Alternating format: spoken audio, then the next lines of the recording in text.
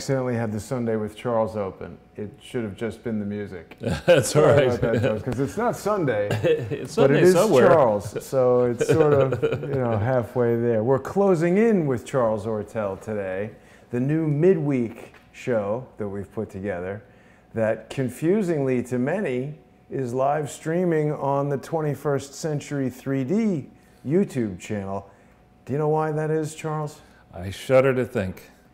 You know, Charles, there are malicious individuals in this world who, all joking aside, they don't want to see real information come forward. They don't want me to be doing shows with you about the crimes of Robert Mueller, the alleged crimes, the alleged obstruction of justice, Rod Rosenstein, the inappropriate relationships that these individuals may have had with former presidents, with aspiring presidential candidates.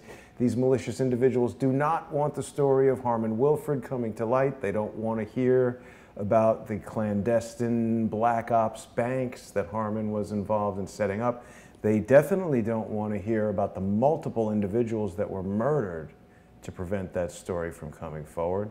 And so these individuals think it's funny or clever to put strikes on videos, on Crowdsource the Truth, on Crowdsource the Truth 2, and then we can't live stream on those channels. So we've got 21st Century 3D here, we're live streaming here, the videos will be uploaded later elsewhere, and we're going to continue to take measures to circumvent this ridiculous capability that Google and YouTube enable through their bizarre and very possibly unconstitutional policies. Alex Jones had a press conference in Washington, D.C. yesterday that I attended, and I was very impressed with Alex and his crew. I always liked InfoWars. Alex is a nice guy, a lot of energy, and he reiterated that these were unconstitutional things. I need to get the specifics on this, but he said that I think in order to achieve a certain tax status or a certain business qualification or whatever, YouTube and Twitter had represented that they were public utilities in a certain way. Oh yeah, well that's... And as so many people want to do, they want to gerrymander the Constitution and the laws so that the parts they like apply to them, but the parts that they don't like don't have to apply to them. I think we deserve to face our accusers if someone wants to strike a video and say that it violated something or other. We should know who that person is, what the violation was, give us an opportunity to avoid doing it in the future. But I don't think that Google or YouTube necessarily agree with that, so we'll have to just keep making new channels. Well, yeah, and it's interesting. It's the people who are responsible for this policy, not just at Google, but I think at Facebook we're learning, and at Twitter and other places, don't know their history. It's proving that the educational elites are not serving we the people all that well, because if you really want to understand why freedom of speech is protected in the United States of America, you've got to go back and study the Virginia Statute on Religious Liberty, which was authored by Thomas Jefferson and became the bedrock principle that was incorporated into the Bill of Rights.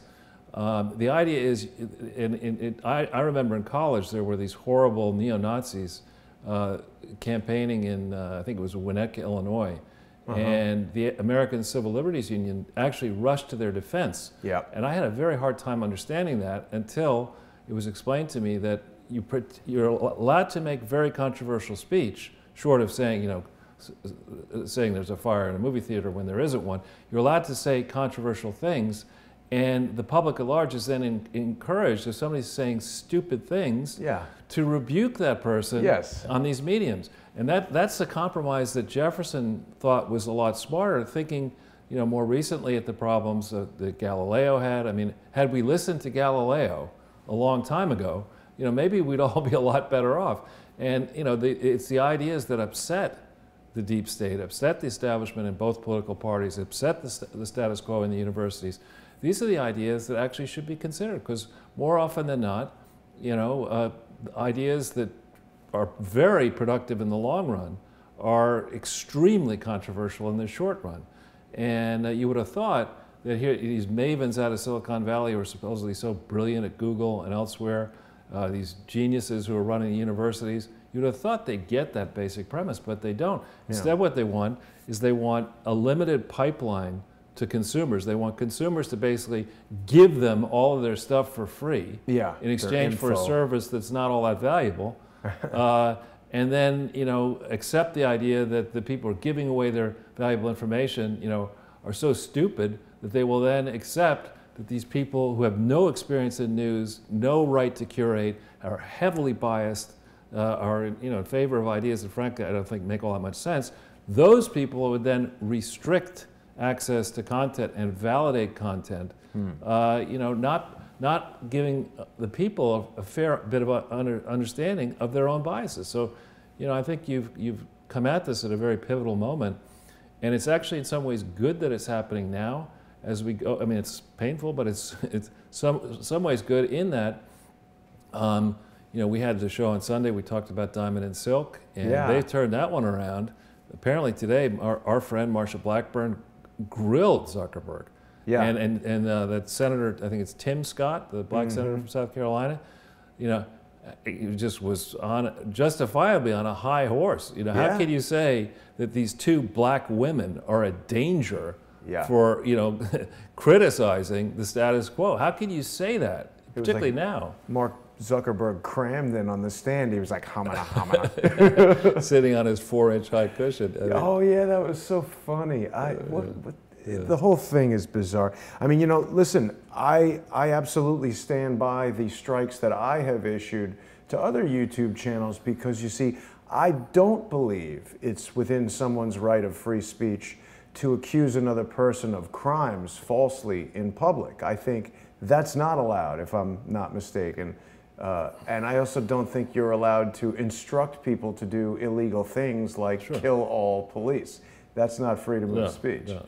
Yeah, but I mean, you know, the other things, we need to do probably a primer on freedom of speech and send it to Mark Zuckerberg. And I got more of an issue with YouTube than I do with Facebook. All of our stuff is still available on Facebook, still available on Periscope. I really would encourage anyone who's watching who's maybe had some difficulty in finding Closing In episodes or Sunday with Charles episodes or any of the episodes we're doing on Crowdsource the Truth, to get onto periscope.tv/CSTheTruth. You can see all the episodes there, totally uninterrupted there. And of course, patreon.com, Crowdsource the Truth, is a website where people can become both recurring sponsors of the program and watch all the episodes on there. The irony for all of these people that want to strike the channels and try to impede our progress is that it's actually caused more people to go to Patreon. So strike away, I say. And we'll just, what did Jay Leno used to say about Doritos? Crunch all you want, we'll make more. We'll keep making YouTube channels, I don't mind. Well, I also think that these recent actions by the elite, the social media elite, and by the mainstream media, I would say they're crybabies in the mainstream media at this point, embarrassing, is creating a business opportunity, I think, for us and for people who want to get to the truth. Yeah. I mean, if you want to hear nothing but garbage, it's a very simple thing to do. You turn on CNN or I MSNBC. Knew you were going to say that. Right? Yeah. You know, if you want fake news, spend whatever it costs now to get the New York Times or the Washington Post, and the story will be late. It'll be slanted. It'll be wrong, and you know, a lot of these great policy minds who wake up in the morning and get the crack of 10:30, show up at a government office and look at the digestive news stories from the New York Times, the Washington Post. These are the people that have missed out on a tremendous amount. And on the other hand, I think people who are very adept with computers, people who are frustrated with what has happened since really, I'd say 2001 to the present. The young student type people who have student loans, are in the gig economy as opposed to making real decent money, who are anxious about what could happen to the stock market and to if they have investments, to their investments. It's more like the megabyte economy. The gig economy has gone down. Right. Kilobyte economy. But now, Charles, we did an episode earlier today with David Hawkins of the Able Danger Worldwide Intelligence Network. And we were talking quite a bit about fake news, actually. David takes a very unique approach to investigating these things. I was asking him about what he thought about all the anti-Russian information and this deal with the Novichok gas. They said that was coming from Russia, but of course, David points out through his research into the patent office, which is controlled by Serco, a British company, controls the U.S. patent office. Did you know that? You mean is what, the contractor organizing it? Or? We'd have to consult David to find out the specifics, but he knows a lot about this company, Serco, and his investigative process involves searching for patents related to Novichok, and he's discovered that the university, Northwestern University in Chicago has developed all these antidotes to Novichok, and during the years that they were being developed, he determines how could you develop an antidote to a chemical if you didn't have that chemical. So the conclusions of whoever in England decided that only Russia has this Novichok seems incorrect. And furthermore, Craig Murray, who he's a great guy. The geniuses over at the unintelligent American media network decided that he's dead, but he was actually on RT just last week talking about the specific language used in the British press, how the gas was of a type developed in Russia, etc. And now we've got these Syrian gas attacks. It's the same thing again. Right. They can't come up with even anything new, and people buy it. Why is Trump sending the USS Donald Cook and all these other warships to Syria and tweeting about an animal using gas? I mean, it seems so obviously fake. Yeah, I agree. I mean, I think we've seen in recent years, when we have tragedies, the mass shootings, the one out in Las Vegas, and other things like that, there's an immediate rush. Whatever the conversation was before the shooting, suddenly it's, we got to get your guns. We got to stop these, people who have guns. Right. We got to take those guns away.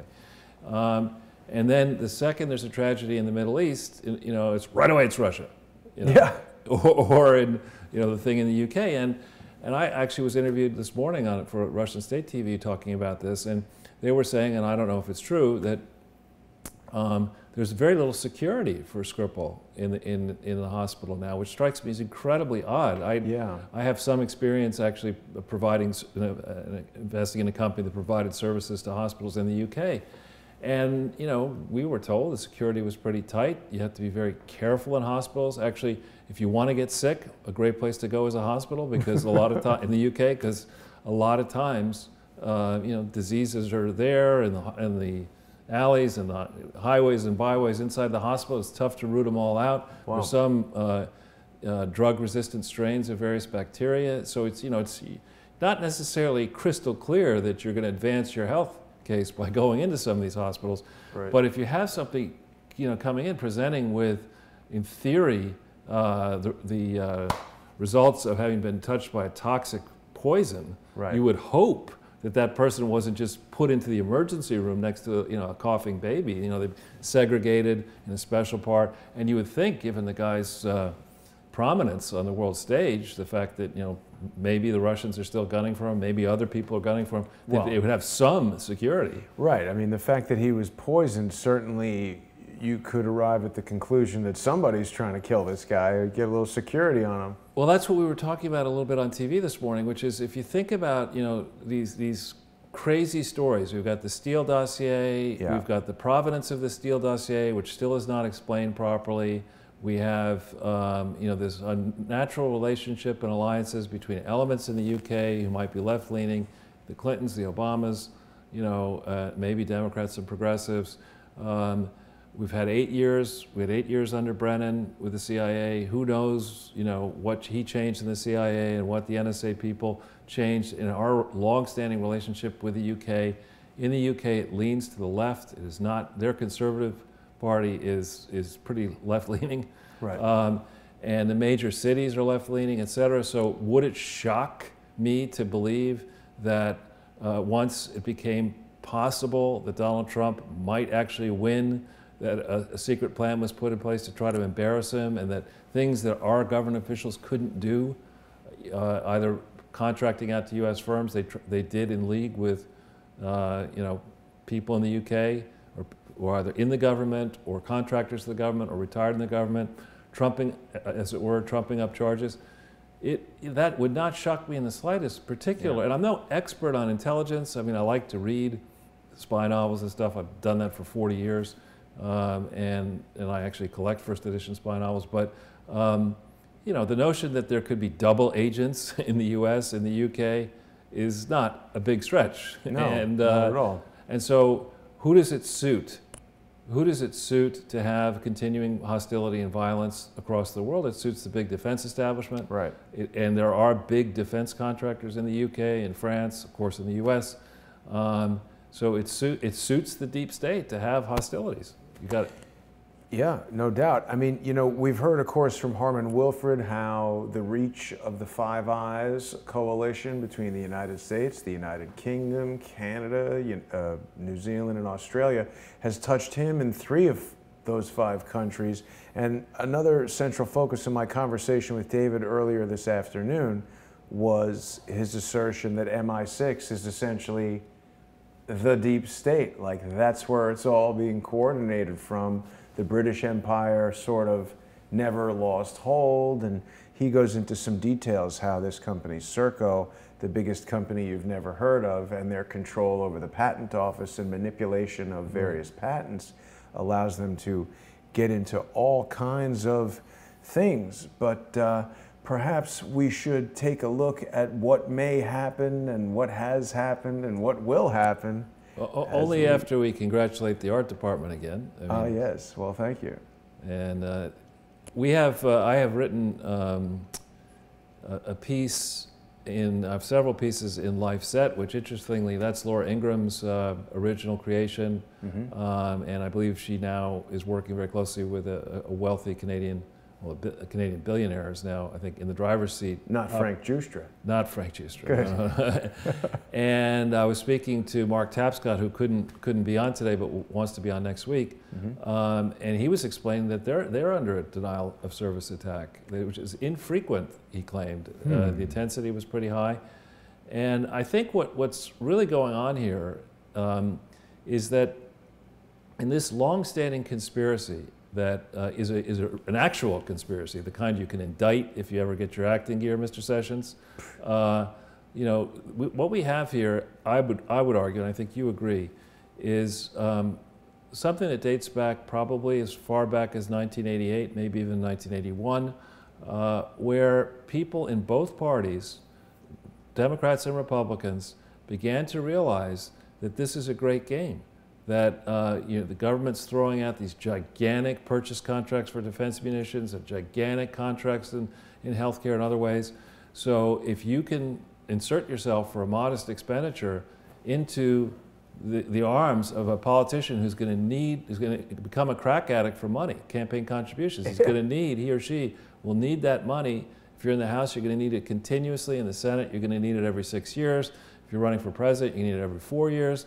So you know that these people are going to need your money, and the amount of money that you have to come up with to purchase influence, let's say, with a politician, you never really own a politician, is trivial compared to the amount of money that you can glean off a crooked deal. Take the stimulus, 800 billion or whatever it was, 787 billion that we know about, the recent omnibus spending bill, these various bills. You're talking about decisions get made where people can make tremendous amounts of money.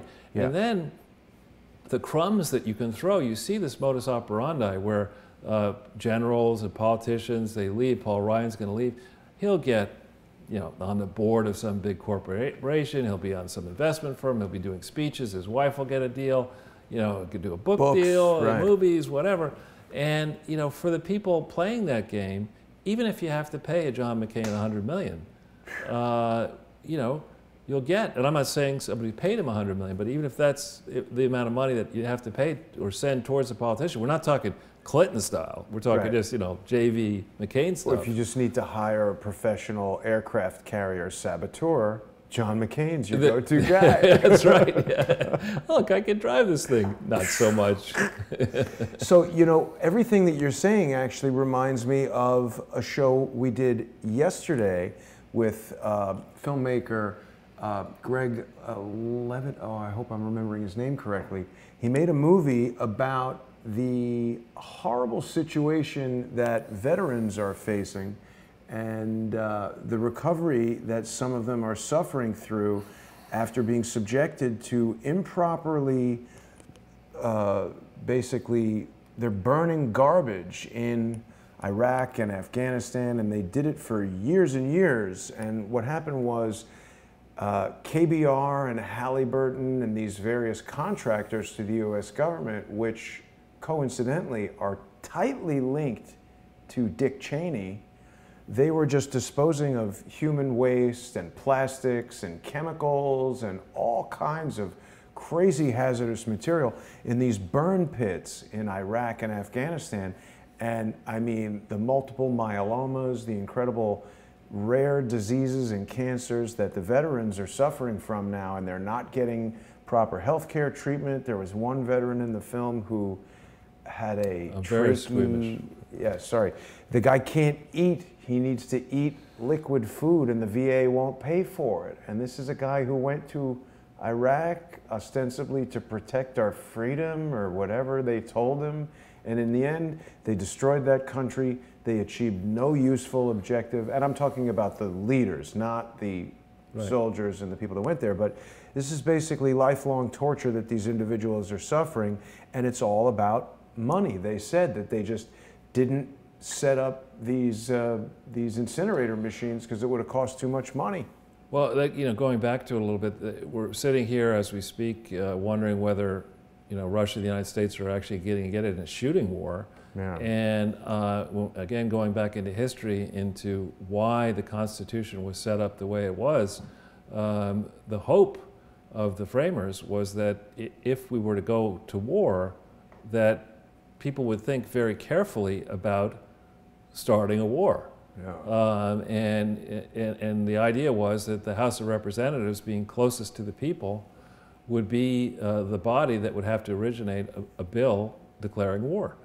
And we've gone from that, and you know, shame on under Bush and even before that, but under Obama, the kinetic military adventure, that's what they call it. It's not a war in Libya, it's a kinetic military adventure. How can they actually say that? They did. They got a sanitation engineer to bring the garbage out, clean it up, and turn it into a kinetic military adventure.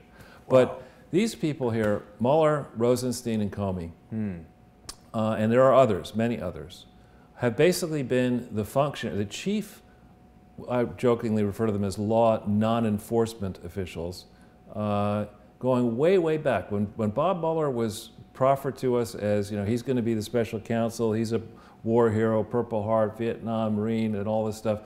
The second I heard that, I said, wait a minute. We got to look into this guy a little bit more carefully. And we've been at this now for a while. It takes us, I think, we spend a lot of time on this. It takes people who understand finance and law and charity fraud and corruption a fair amount of time to appreciate the full extent of this massive mess.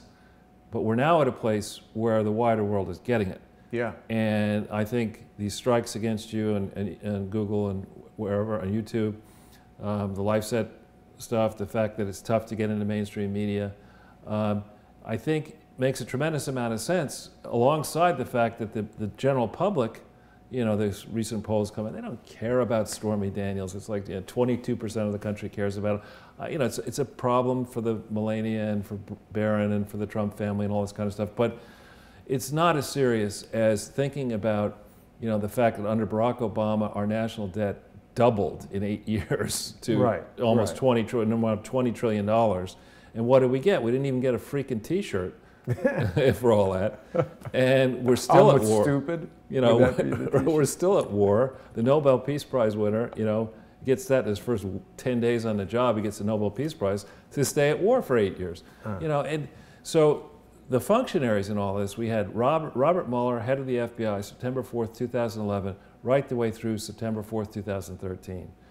He was, as the FBI was mounting, and it quotes, investigation of obvious Clinton Foundation fraud, he was briefed on July 30th, 2002. How do I know that? It's in the FBI vault file. We've talked about it. I've got another piece coming, laying it all out with links. So he knew all about this. The man who was in charge in the Department of Justice from 2001 to 2005 for prosecuting tax fraud was Rod Rosenstein. He's a summa cum laude graduate from Wharton, according to his resume. He understands math, he understands the law, he should be able to recognize the tax fraud when he saw it. Yeah. And instead of recognizing it and prosecuting it, what Mueller and Rosenstein and Jim Comey, who first was the actual line U.S. attorney, you know, taking over from Mary Jo White by January of 2002, he was the one who could have put the Clintons away in 2002. But he chose, somebody chose not to do that, to spin wheels for a long period of time. And they let the Clintons off right before November 18th, 2004, when this massage parlor opened in Little Rock. And, you know, with that step having happened, actually, they were then, you know, off to the races around the world. Next thing you know, that's hundreds of billions potentially when you consider all the strands of it, hundreds of billions in charity fraud. And the people who are responsible are these bad fellas, Mr. Mueller, Mr. Rosenstein, and they're trying to protect James Comey, and they're doing every dirty trick in the book that they can to try to ensure that real prosecutors who don't have clouds, who aren't allied to the Bushes, the Obamas, or the Clintons, real people who love the law, look at this file. When you look at this file, I mean, one thing we haven't even really gotten into yet, these people have never filed a compliant tax return. Forget the one they missed. The Clinton Foundation you're talking about. The name of the Clinton Foundation, the legal name of the Clinton Foundation from October 23rd, 1997 until April 25th, 2005 was the William J. Clinton Presidential Foundation. It wasn't William J. Clinton Presidential Foundation. It wasn't the William Jefferson Clinton Presidential Foundation.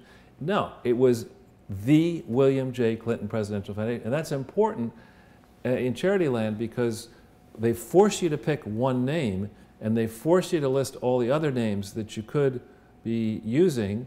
And in certain states, you're not allowed to do that. In other states, you can do it. But you have to disclose all this so that regulators can see, hey, these people are out there with their tin cups collecting money for HIV/AIDS internationally when all they're supposed to do is run mini golf and a library and catering service and you know what in Little Rock at a research center. I mean, you can't tell that if you allow these people, these very creative namers, to come up with all these absurd names, this initiative and that initiative and something else that sounds too good to be true. If it's too good to be true, it isn't true. So Mueller is, I forget if, he's a lawyer, Rosenstein's a lawyer, and Comey are all lawyers. You know, at high level. Sorry, liars? Yeah, and they're high level people, right? I mean, Rosenstein is the most powerful, you know, he's like the chief operating officer of the Attorney General's office. He's the guy who makes those, who decides which laws not to enforce. Right.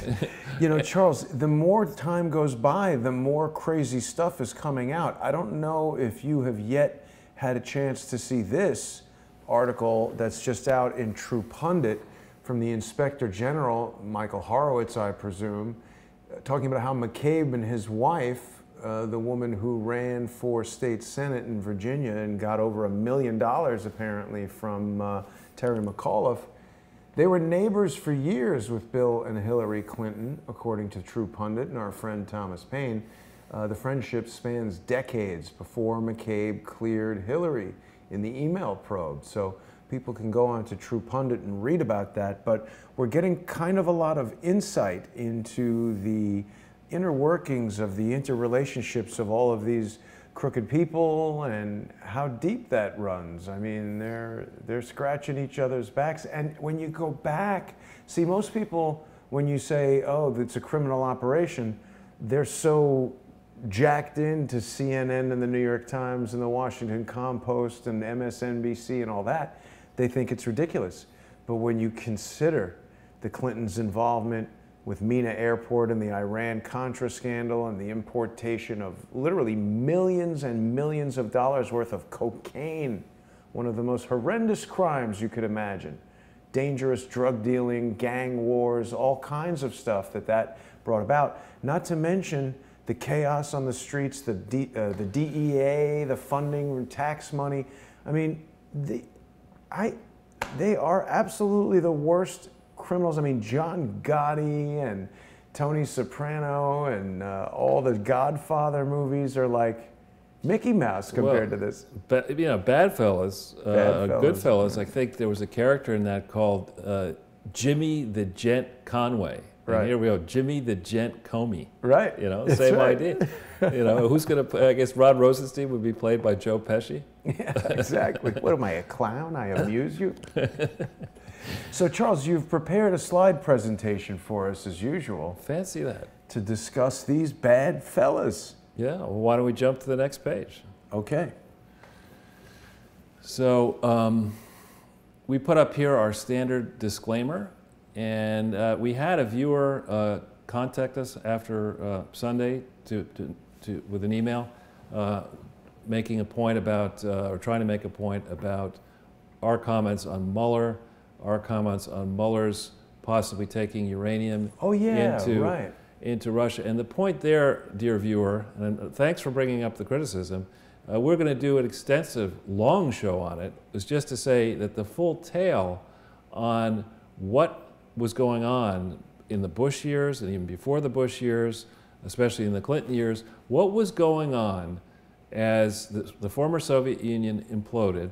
Yeah. What representations did the United States government make under Bill Clinton to the former Soviet Union leaders and then to the leaders of the emerging states in Central Europe and you know, the Russian Federation and elsewhere? What representations did we make about the ways in which we might work together to, for example, destroy chemical weapons in, I think, that facility in Georgia? What representations did we make about whether NATO would try to expand eastward and bring troops eastward? And did we honor, did the West honor those representations? Or is it possible, is it indeed likely that what may have happened is that corrupt people across the world looked at the breakup of the Soviet Union and said, you know, this is a time to steal as much as we can possibly steal. Cha-ching. Yeah, ka-ching.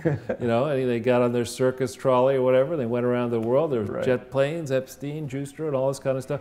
And so the issue to focus on Mueller is not so much the incident of him being in Russia, if he was there, maybe it was entirely legitimate. No, the issue is with him, you know, what in that long period of time, 2001, September 4, forward, when he was head of the FBI, you know, how effective was our counterintelligence, counterespionage group in the FBI? Who was in that group? You know, was Peter Strzok eventually in that group? Did McCabe have anything to do with that group? You know, and how many crooked deals were concocted in that long period of time? And why were decisions made, as apparently were made, when this American, this Campbell fellow, you know, got involved and realized it was money laundering? He approached the FBI and apparently said, hey, you know, there's a real problem here. And the FBI said, well, why don't you stay on the inside and we'll uncover this? Why did it take so long to uncover those problems? What was really going on? Who gave the high sign to Justra to go try to get as much uranium as he could around the world? Yeah. How much of a project was that? Was that just a Canadian project? Was that done with the connivance of Mr. Downer, perhaps, in Australia, another important country? Who in Russia may have been involved with this? Who had the contacts with Kazakhstan and elsewhere? What was really going on there? And we're not getting, it's not like, you know, we signed up after September 11th, 2001 for a new deal where, you know, the rights that we used to have in the Constitution, you can forget about those. We didn't sign up for it, but we got that deal. Yeah, and the responsibilities that government officials may have to tell you the truth, well, you can forget about that, because now what we're going to do is we're going to manufacture this continuing set of tensions where we're going to encourage you to surrender more and more of your freedoms so we can do more and more crooked deals in private to make us richer and richer and richer. And, you know, that, I think, is essentially what has happened since September 11th, 2001. And people on the left, the Berniacs, people on the right, the Trump supporters, people who don't care about politics, they can tell this isn't right. And, you know, they're searching for a way of making it right. And what we see is now the response of the deep state. The deep state gets it. They are terrified, I think, of what will happen once the truth becomes known of what actually has been happening since, I would argue, 81 forward. I think people are starting to know, Charles, and that's why we're seeing all of this really aggressive activity to try to shut down the truth. But you know, it's important for people to know that the playlist on the original Crowdsource the Truth is still available, and people can still, even though we're not live streaming to the original Crowdsource the Truth channel, people can still catch up on all the episodes of Sunday with Charles. They're all in here, and you can just go over there to the channel is officially called Jason Goodman, but if you search for Crowdsource the Truth, that's the original Crowdsource the Truth channel, where you can see we were on Crowdsource the Truth 2 for a little while. We're just going to keep hopping around channel to channel. They can't stop us by sending these, you know, wacky morons who make crazy threats over the internet and try to stop us from doing what we're doing. It's just not going to work. So you got to stay one step ahead of the outlaws. That's exactly what we're doing. And you know, people should also, they should go on Twitter and follow Charles Ortel. He is just at Charles Ortel there, and he follows me, so he knows something. This is a very humorous article. Yeah, I put it up right before I came over here. I mean, this is just, this, you know, that's not the most attractive visage, but you know, she makes up for it for being such a diplomat. Punches her husband in the face because he's not being affectionate. It's pretty funny. I don't know, maybe the problem is something other than what she realizes. Yeah. But so back to the slides. Yeah, so if we could just go back to a page quickly. Sure. So for the new viewers, our approach is that we actually care about source material, and we try to provide you with as much of the source material as we feel we can go over in a presentation. These presentations can run to 2 hours and longer, and you know, we get cutting them down and down and down to numbers of slides. We're down to like 3 real slides, and sometimes it can take us 2 hours just to go over them because there's so many links. But what we were trying to do here is to stimulate debate, to get the smart people who are out there in the crowd to think more deeply, and that's indeed what they do. I get emails, you get emails, people are acting on this information. Thank you for contacting Congress people and governors and presidents and other people around the world. I think it's really working. Yeah. And that I think does underscore why various actors are coming after you, coming after LifeSet, coming after anybody who might dare speak the truth. Yeah, because of course, if it were ineffective, or if Crowdsource the Truth were not a credible source of information, no one would pay attention to it. The fact that all of these people want to work so aggressively to shut it down, particularly at the moments that they're shutting it down, when we pass other sites that are quite clearly disinformation in terms of the number of subscribers we have. Of course, I revealed in that interview with Douglas Gabriel that he's obviously lying and spreading false information intentionally. That cratered their subscribers while ours started to climb, and so they had to take, I'm not saying they did, but possibly supporters of theirs, operatives of theirs, maybe them, had to take action to slow our momentum. They did not want Crowdsource the Truth to hit that magic number of 100,000 subscribers, which we were barreling towards, and you know, that's fine. We'll get back there. We'll get back there, sure. Yeah. And what I would say is kind of like we're the obverse side of the coin of the Hillary Clinton principle. You know, she gets tremendous amounts of exposure. Whatever she wants, she can go on whatever television show, whatever speaking tour. She's going out to New Zealand, and she still loses. And it's the obverse side, right? We want her to speak as much as possible everywhere. Yeah. You know. So that helps us, I think. It does. All right. So what actually happened this past week? Charles, there's a lot of stuff going on, obviously. War fomenting over there in Syria. Hopefully that won't happen. Well, yeah. So the situation in Russia is indeed quite, with regard to Russia, is quite tense. And I think if you go back to the recent history of U.S. relations with Russia under Hillary Clinton and Barack Obama, relations were tense. The reset button was ridiculous. It doesn't help to go and get your top State Department foggy bottom people to give the Russian leadership a button that says overcharge instead of reset. How do you screw that up? Again, it's just the pretenses that come out of these State Department people. You know, they're so noble and so wise and so sophisticated and so nuanced. Don't trouble me with any report cards. I'm off to Geneva, you know, to get some new, to sample the latest white wine out of the Alsace region. I mean, it's just, it hasn't been working, and I think we went way down a line. People in the FBI, I know we talked about this before, were warning that maybe the Skolkovo project was sending too much in the way of advanced military technology, possibly the hypersonic plane, or missile or whatever. And you know, that didn't work so well after, especially after the craziness in the Ukraine, escalated tensions. I'm still not satisfied that we understand precisely why Russia soured, our relations with Russia soured in the 2011 timeframe, and then, you know, really went the wrong way starting in 2012. I'm not exactly sure why that all happened, but if I had to guess, it probably involves people like Sidney Blumenthal and these shadow operators who were out trying to concoct deals, and those deals didn't work, and for whatever reason we shifted course. But in the more recent period, we had the episode, I think it was last year, with the gas in Syria. Yeah. I was not satisfied with the analysis, I mean, such as there may have been on CNN and elsewhere, about the source of that gas, about the motivations of the people who may have dropped that gas.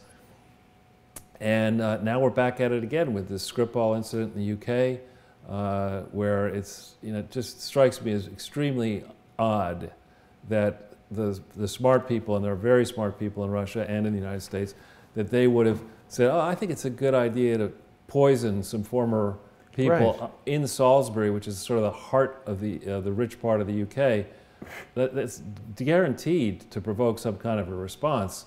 And for that reason is not something that I would imagine Vladimir Putin's people would ever try to put in place. On the other hand, if you ask the age-old question, who benefits or who stands to benefit from it, anybody who wants to keep the deep state employed benefits from a theory that we're about to have two nuclear-armed powers duke it out in a conflict that could escalate and, you know, very quickly around the world. Yeah. So there was a very good segment that I saw last night with Paul Joseph Watson and Syrian Girl. Have you ever seen Syrian Girl? No. She's an independent journalist. I think she was a YouTuber. She might have been kicked off of YouTube, but she's a very good reporter, very intelligent and good analysis on the ground there in Syria. And people can search for that, Paul Joseph Watson and Syrian Girl. They were talking about how, you know, basically Assad had won the war, the United States was pulling out, Russia was pulling out, everything was settling down. Why would he gas? I mean, it just doesn't make any strategic sense, even for a maniac. People just say, oh, he's a maniac. He's not. Even if he is the worst ruler ever, he doesn't want to do something that's going to guarantee his own destruction. Why not just bomb those people if he wants to kill them?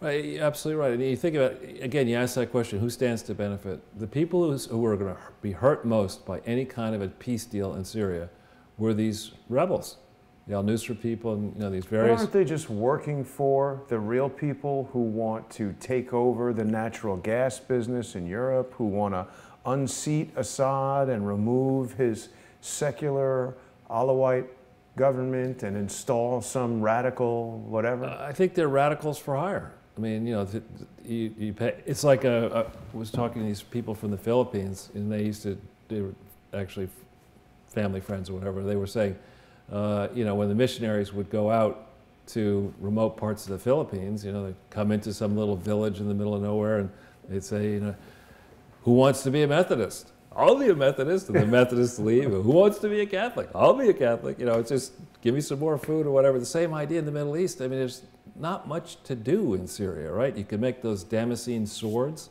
Oh, come on. There's got to be I mean, Damascus is not I mean, it's not Chicago or something, but it's not a cosmopolitan city at all. It's one of the world's oldest and most cosmopolitan cities, but there isn't, you know, world-class service, world-class manufacturing, world-class music. There might be some good restaurants. I don't know about it, but I mean, it's not like the place is set up. It's not Paris. Yeah, or Manhattan or whatever. It's not like it's set up to be competitive on in the globalist world, where companies like Google and other big companies like that can attract the best and the brightest minds from around the world and move at, you know, warp speed. Google Syria, whatever. Headquarters over there. Yeah, exactly. It's not like Google's going to move from 14th Street over here. Well, they're moving Syria to Google, and they go shoot up the office over there. Where was that girl from? Iran, I think. I forget where she was from. But anyway, maybe if we just jump back into the slides a little bit. So I found this next, we came up with the idea of BADFELLAS before I saw this next story, but this is rich. I mean, this is really rich. Apparently, in an interview with George Stephanopoulos, you know, Mr. Tall and Mr. Short are getting together here, and Comey supposedly in this interview compares Trump to a mob boss. Yeah, well. I mean, seriously, you're going to go there, Jim? I don't understand why James Comey is a dope. Your nickname for him is excellent. Yeah, dopey Jim Comey. I love all the pictures. He's got like flies coming out of here. It's time for the Obama fly to like superimpose the Comey fly. Unbelievable. But honestly, I mean, you look at this guy. He cleared. I believe he played a hand in clearing the Clintons over Whitewater, right? He was on top of the investigation into finding, you know, it's not complicated. We've actually had new teams look at this and from different perspectives. And when you look at the stuff, you don't have to go get a subpoena. You don't have to do much. You just go and you say, all right, let's find the stuff that's in the public domain. It was in the public domain, the tax return. Find me the first year's tax return. You're talking about for the Clinton Foundation. Right. And it's rich that this interview is coming out on April 15th, tax day. And to promote his book, no doubt. Yeah. The interview America's been waiting for, it's James Comey speaking to Stormy Daniels. That's right. And they're not doing it just for the money. Yeah, exactly. But, you know, you just look at the record that's out there and you cannot find, you've got a tax return there for the William J. Clinton Presidential Foundation, but that's not the name of the charity. There's no audit for it. It's the William J. Clinton Fraud Foundation. It's with the word "the" in it, and there's no. I mean, it's just they break almost every important rule that's out there. They break, and the files are right there, and you're the FBI, and you're the U.S. Attorney for the Southern District, and you spend 4 years on this, and you don't come up with anything. Yeah. I mean, it's just you're going to call Trump a mob boss? I mean, this guy is, he's a disgrace, Comey. He's not just dopey, he's disgraceful, dopey James Comey. I mean, a disgrace would be if he was such a dope that he couldn't find it. But as you said, it's far too obvious, and there's far too many points where they didn't find it. It can't just be dopey. It's almost so much evidence they have to have knowingly done it. I forget, well, we'll go on to that later. We'll keep you going. I don't mean to break the moment. That's quite all right. So this no-knock assault against Michael Cohen, Donald Trump's personal lawyer. Terrible. It's the kind of stuff that happened in East Germany. Yeah. You know, under the Stasi. This is not something that any thinking person should believe is a good idea. And, you know, just look, I like to examine things by contrasting them. So you contrast the way in which Mueller, and I would argue his criminal associates, are trampling over the law, and aggressively going after Manafort first, and now this guy Cohen. Contrast this approach with the approach that dopey James Comey and Loretta Lynch took with regard to the investigation of Hillary Clinton's email scandal. You've got to put the two up and compare and contrast them. You know, here you're saying that that Trump may have been involved, or this guy Cohen may have been involved in something that is... He paid the porn star $100 grand. Who cares? Why is that national security? I don't know. Why is it, you know... It's attorney-client privilege. If he... Isn't it... Let me ask you something. If he did have sex with a porn star and say, I tell you what, here's $100 grand, don't say anything, is that inherently illegal? I'm not a lawyer, but the way... It doesn't seem like it, right? It would depend on many levels, like did she declare it as income? Did she fail to declare it as income? That's her business, though. In other words, paying someone to not talk about something, is that illegal? I don't know the answer to your question. I don't know the answer to your question, but... And even it is, unless she's Russian, what's the difference? That's right. But more for the, the principle this sets. I mean, if you're gonna say that it's all right, here we have in Mueller somebody who has conflicts of interest, I think, undeclared conflicts of interest, massive undeclared conflicts, reporting to a guy, Rosenstein, who has even bigger undeclared conflicts of interest. And Mueller has not been Senate confirmed. Rosenstein is not supervised by Sessions. So we've created... Because he recused himself? Right. We've created this rogue person with so many defects in his record, Rosenstein. We have not appropriately examined his wife and what his wife may have done in the Clinton administration, whatever personal arrangements and friendships they may have, their political interests. We have not examined how Rosenstein cleared Hillary Clinton in the travel office investigation, I believe. Ooh, that was when Bill was president. Exactly. And so we haven't looked at that carefully. And when we look at these Clinton Foundation frauds, a big element of the fraud, in my view, is allowing the foundation to pay for travel expenses that shouldn't have been paid for by the foundation, because the foundation was supposed to focus on Little Rock, Arkansas, full stop. It wasn't supposed to go flying around the world. There's been no oversight of the travel, the vendors of travel services in these books. We don't know their names. It's implausible to me that a travel agent would not be one of the top 5 contractors to these Clinton charities, because they spend so much money on charity. I doubt they disperse the spending to 50 different local travel agencies. They're probably using 1 or 2. And so there's no oversight. And there's one narrow thing. Rosenstein clears Hillary on the travel office stuff. How do we know that? I'm looking for articles on that right now. Well, I'm pretty sure it was the travel thing. In January of 1998, I believe, Rosenstein interviewed Hillary Clinton for 15 minutes. And subsequently she was cleared. I'd love to find out more about that, because there's clearly a lack of reporting on that. Yeah. So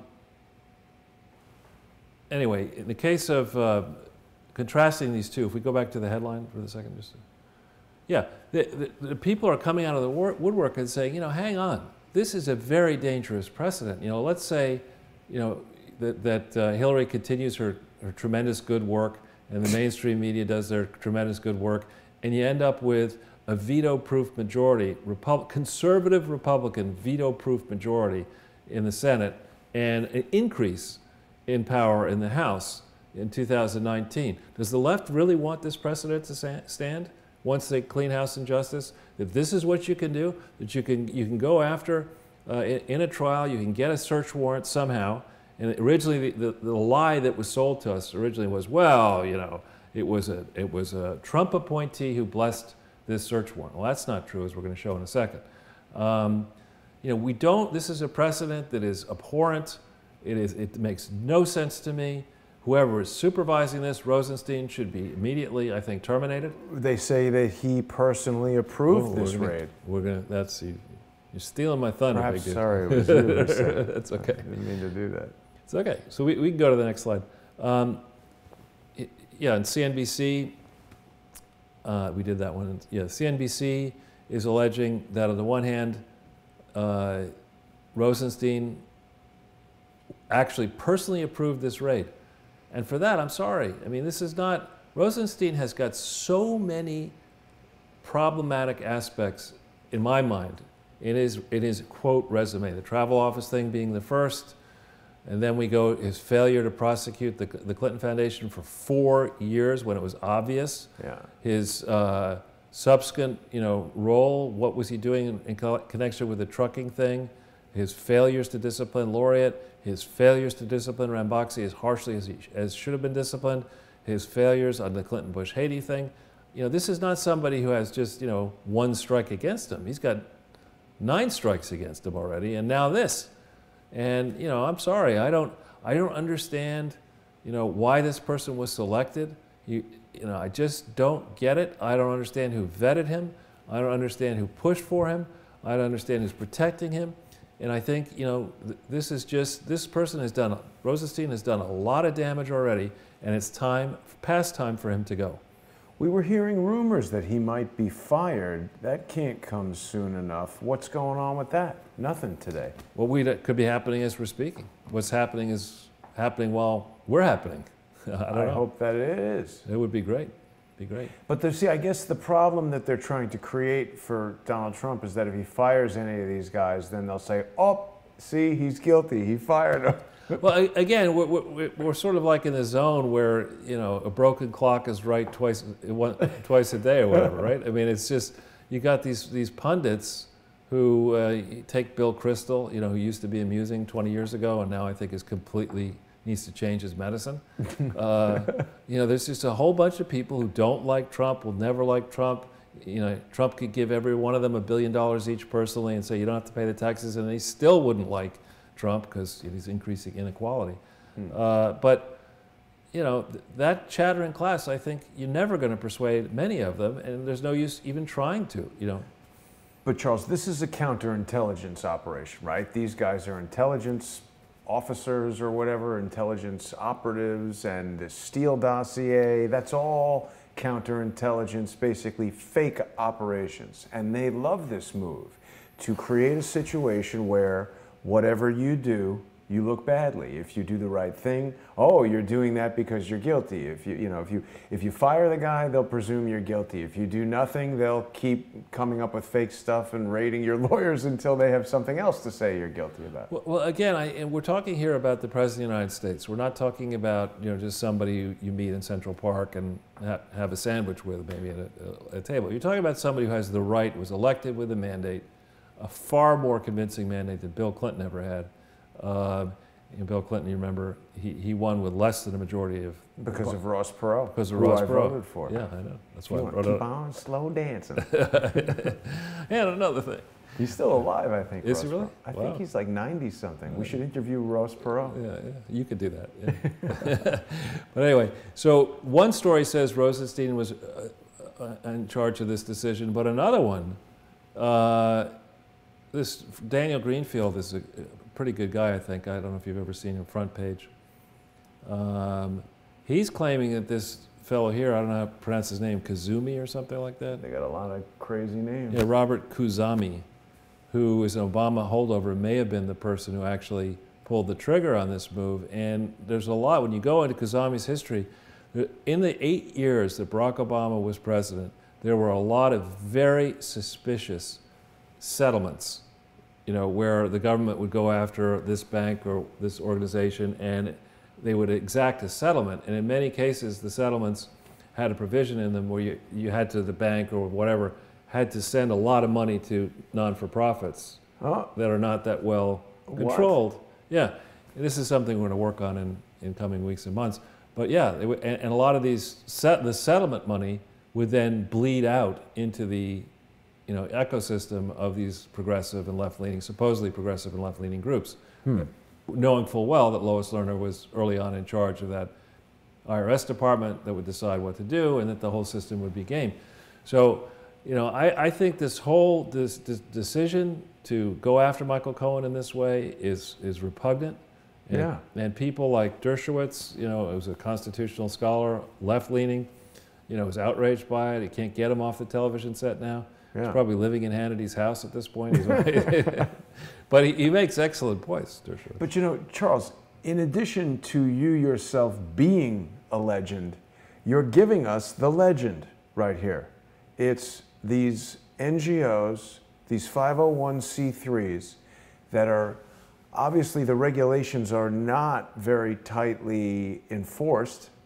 So it seems that we're aware of a number of people who just create these 501c3s and they become slush funds that are not taxed. I mean, is it possible that because it's not taxed, the IRS is looking at it less than it would a regular corporation? Well, the sad case is that you know, fraudsters, they know how to fraud, right? And you're talking about a business that involves a whole bunch of people who are willing to give away their money, right? You know, so that's that's a sort of an attractive place to go if you're a fraudster, right? These are people who are prepared to give their money away. Okay, well, so they won't miss it. Don't actually have to give them anything in return. Right, you see, and they won't miss it when it's gone. Right, is the theory. The tax write-off. And when you go and you meet, as I'm sure you have, and I certainly have met many people in the the established charity world.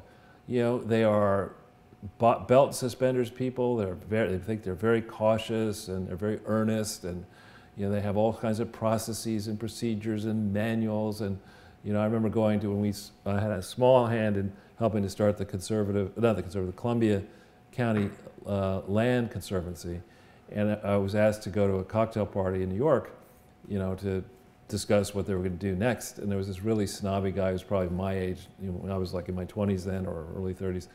And this guy was maybe in his 70s. And in a very stilted accent, he said, "You mean the executive director expects to have a salary? Why doesn't he just do this for free?" You know, because not everybody is a billionaire, you know. Wow. But anyway, that world is a funny world. And there are people who, in that world, who think they're very smart, Bill Gates included, who actually are very stupid. And you know, they don't understand that they're distorting these poor countries by letting these overpaid, unregulated people in the Gates Foundation and elsewhere. There's a great book about this. Fly around, get installed in in expatriate compounds in these poor countries, living the high life. In the not-for-profit land, nobody regulates the money. It's tough to regulate these monies because you know let's say you give it in dollars, but you spend it in Thai baht, and Thai baht are doing this, and it matters a lot whether you change your dollars when Thai baht are here or you change them when they're here. And if you're crooked about accounting for all that, you can skive tremendous amounts of money out, let alone coming up with something like the Clinton Foundation where it's crooked by design. Right. You know, no real accountant, no real lawyers, all kinds of political grifters who are looking at this as a perfect con to raise money and spend money to advance political campaigns. You know. Oh, I just thought of a great title for a future episode, The Wrath of Khan. There you go. See what I like that. That's good. You're always thinking, Jason. That's always one of the things I like about you. Always think. So then we have this person. Now, Madeleine Albright Not so bright. is definitely not that smart. I like the story. It's, because you got to laugh at yourself. I love the story about I think it was the Dayton Peace Accords, where they had, some set of miserable participants in that accord were in, I think, Versailles, the palace in France somewhere, and they were yabbering away in whatever languages they were speaking in, and the door opens and woman comes in, and one participant looks at the other and was like, "What are you doing here?" And says, "You can come clean up later." And that woman was Madeleine Albright. That was not a smart move. But I mean, this is not the most discerning individual in the world. And Madeleine Albright was the one, Bill Clinton with his song and dance BS story about he didn't do anything. He had the cabinet meeting after the Lewinsky revelations. The person who went to the microphone, I believe, to defend Bill Clinton was Madeleine Not So Bright. I mean, she didn't figure out what was going on there and she's not somebody I would rely upon to spot a real dictator around the world. So to these kind of ridiculous quotes about Trump are really, just because you went to Wellesley, just because you've been in the elite, just because you were Secretary of State, doesn't give you the right to look down your nose at somebody who is actually doing level best, working for free, I might add, to try to repair the immense damage that globalists have done to everybody in America, except for the chosen few who are in on the crooked deals. So this is was not one of the most intelligent comments that she made here. Right. So what was the comment exactly? I think Trump is the most. Yeah, he's the most undemocratic president I've ever seen in American history. He's, basically we're on the road to fascist state run by Donald Trump. Unlike what happened under Obama, when he's just jailing journalists who he doesn't like, spying on the Supreme Court, spying on the Senate, spying on the House, making a mockery of the law. The law doesn't matter.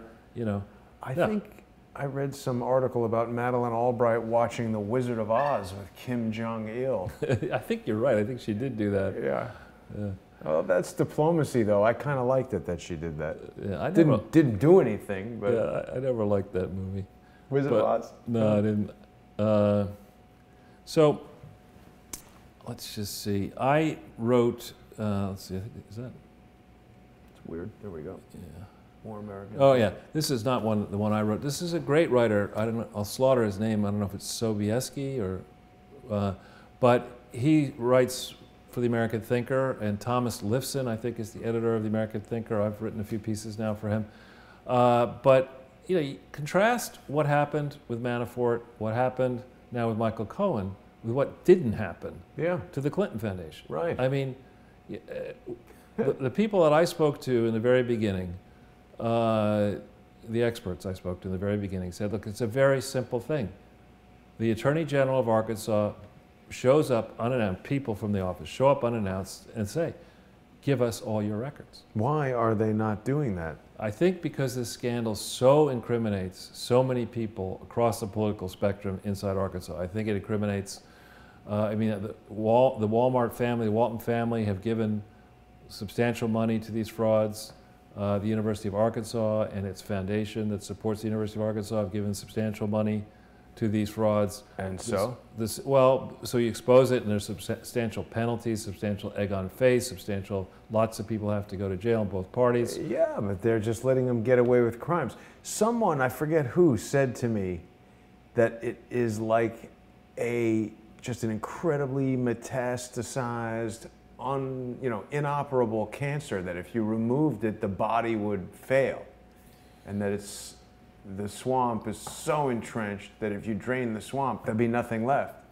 Yeah, I beg to differ on that one. I mean, I think with regard to Arkansas, there are Arkansas has turned, I believe it is primarily now Republican, and there's no good reason at this point for saying, look, this has been a fraud all along.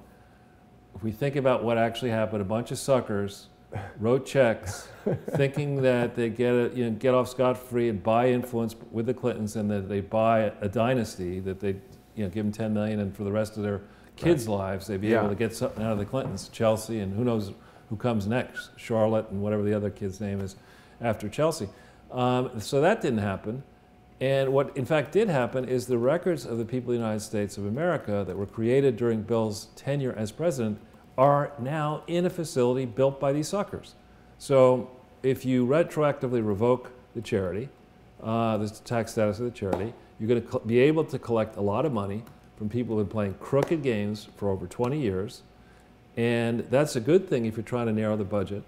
And as far as Arkansas is concerned, yeah, it'll be embarrassing. But, is the building going to come tumbling down? No. Are the records going to disappear? No. Is there going to now be even more interest in understanding what all happened in Clinton land? I think you're going to get more tourism to Little Rock, not less. Well, they could really expand the mini golf course and restaurant part of the presidential life. Exactly. It'd be a tourist attraction. Exactly. And so I mean, if Branson, Missouri can be a big place for country western, well, you should be able to do something more than simply go to the Clinton Presidential Center. The Roadkill Barbecue. The Roadkill Barbecue hot sauce manufacturing factory or whatever. Oh, someone sent me some more art. I got to try to find that. Or the Hillary Clinton, eyeglass collection. If we look here, this conservative treehouse, I don't know who you are, but you do great work, particularly the person who writes under Sundance. We shouldn't be in a position now where, people are laying down, have to lay down ultimatums to get the Trump Justice Department to do its job. I mean, who gave an ultimatum? Nunes gave a 24-hour ultimatum to get certain information produced. We'll see if it comes. Or what? Or these people are going to be impeached by the House. Now, where does it say that? This is, I don't know, this is, I think, I don't know why that comes up, because I had a different link than that one. Sometimes let's see. That's very strange. I had a link to a more recent thing about. Is that it? Yeah. There we go. Yeah. And here it's important to understand, when our good friend Sidney Powell, we featured her book, I think, last time. She has written a great book, License to Lie, in which she explains that Chris Wray is not necessarily an angel. Yeah. Slow-footed Enron, we've heard. Right. So there's... What else did she say? Well, I haven't spoken to her recently, but I don't think we should be now in April 11th, 2018, almost a year and a half into the Trump presidency. We're past a place where we should be able to say, well, Trump doesn't really have his fingers in control of his own Justice Department. I mean, that's crazy stuff. And we've got it's clear that there is a gigantic rot problem in the Justice Department and in the IRS and in the State Department, and who knows where else. And the rot needs to come out. We're paying for the rot. Taxpayers are paying for it. Our children and grandchildren are going to pay for it. It's got to stop. And with that, I think we could go to the next page. And you're not talking about Roger O. Thornhill either. Who is that? Oh, that's one of the best movies ever. North by Northwest. Oh, North by, yeah. Cary Grant was Roger Thornhill. I'm not Kaplan. So this is an interesting thing. We talk about this a fair bit, that these intolerant elites, I think, are just trying to strangle debate. But here's this Raoul Felder is not a right-wing kook. He's a left-leaning person. And here he's making, trenchant point here that the Cohen raid is like the McCarthyism or the Salem witch trials. I mean, when Raoul Felder says something like this isn't, Sean Hannity, and I like Sean Hannity. This is somebody on the left saying, yeah, this is not good. It's taken him a little while to get the story out. It came out at 2:55 p.m. yesterday. And the raid was on Sunday, or when was the raid? I'm not sure when the raid was, actually. I think I heard about it over the weekend or on Monday. Yeah. But, I mean, he's right. It is appalling. I mean, we sit around talking about how we've lost all these rights, but I mean, look at this. They can come into your house, take your stuff, violate one of the strongest, that attorney-client privilege is supposed to, a guy could tell his attorney that he killed somebody and the attorney's not allowed to be questioned about it, right? No, I don't think that's right. I think if you confess to a crime, it's a different story, but if you, but I'm not a lawyer, so I shouldn't answer the question. But I mean, the point is, the lawyer jealously protects the information shared with the client, and for them to just come to, particularly they're after this contract where he paid the porn star $100 grand.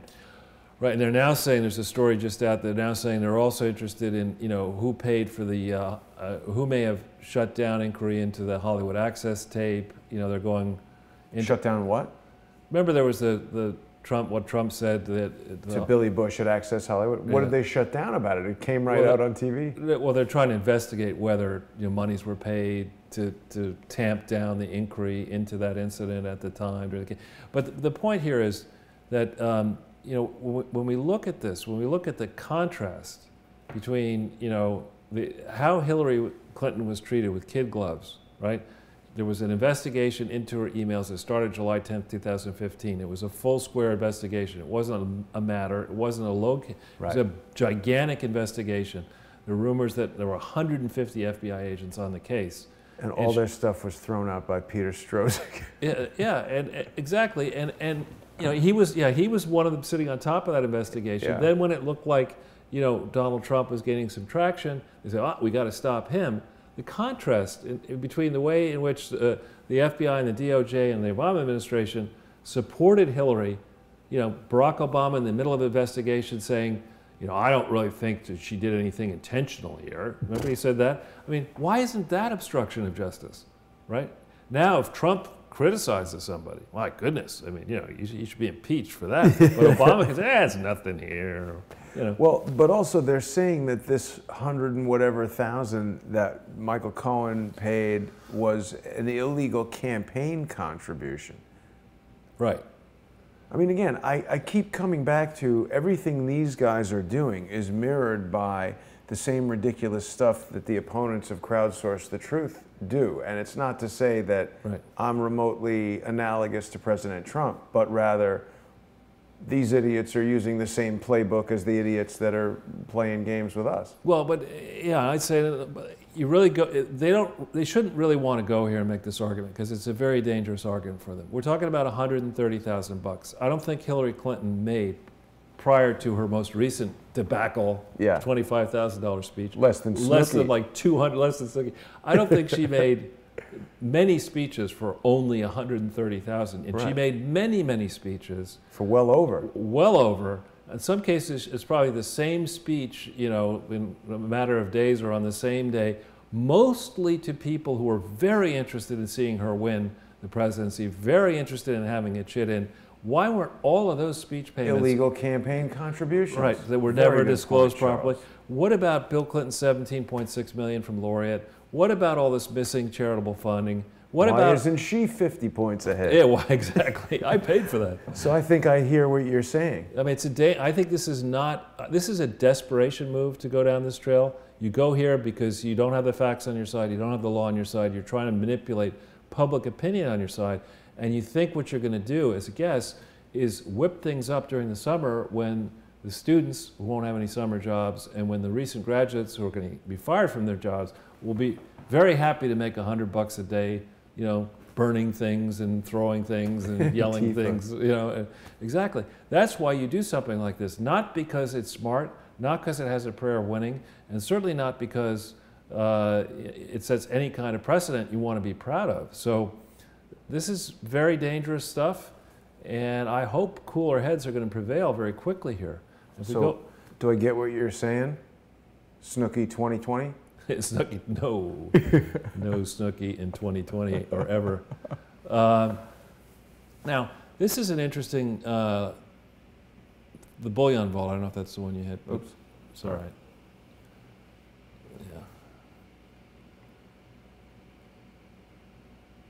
Yeah. Huh. So strange. No, you know what? Because when it becomes a PDF, sometimes strange things happen. All right, well, we could go to the other one. I can cover it. That's weird. That's from the Microsoft one. I can cover it,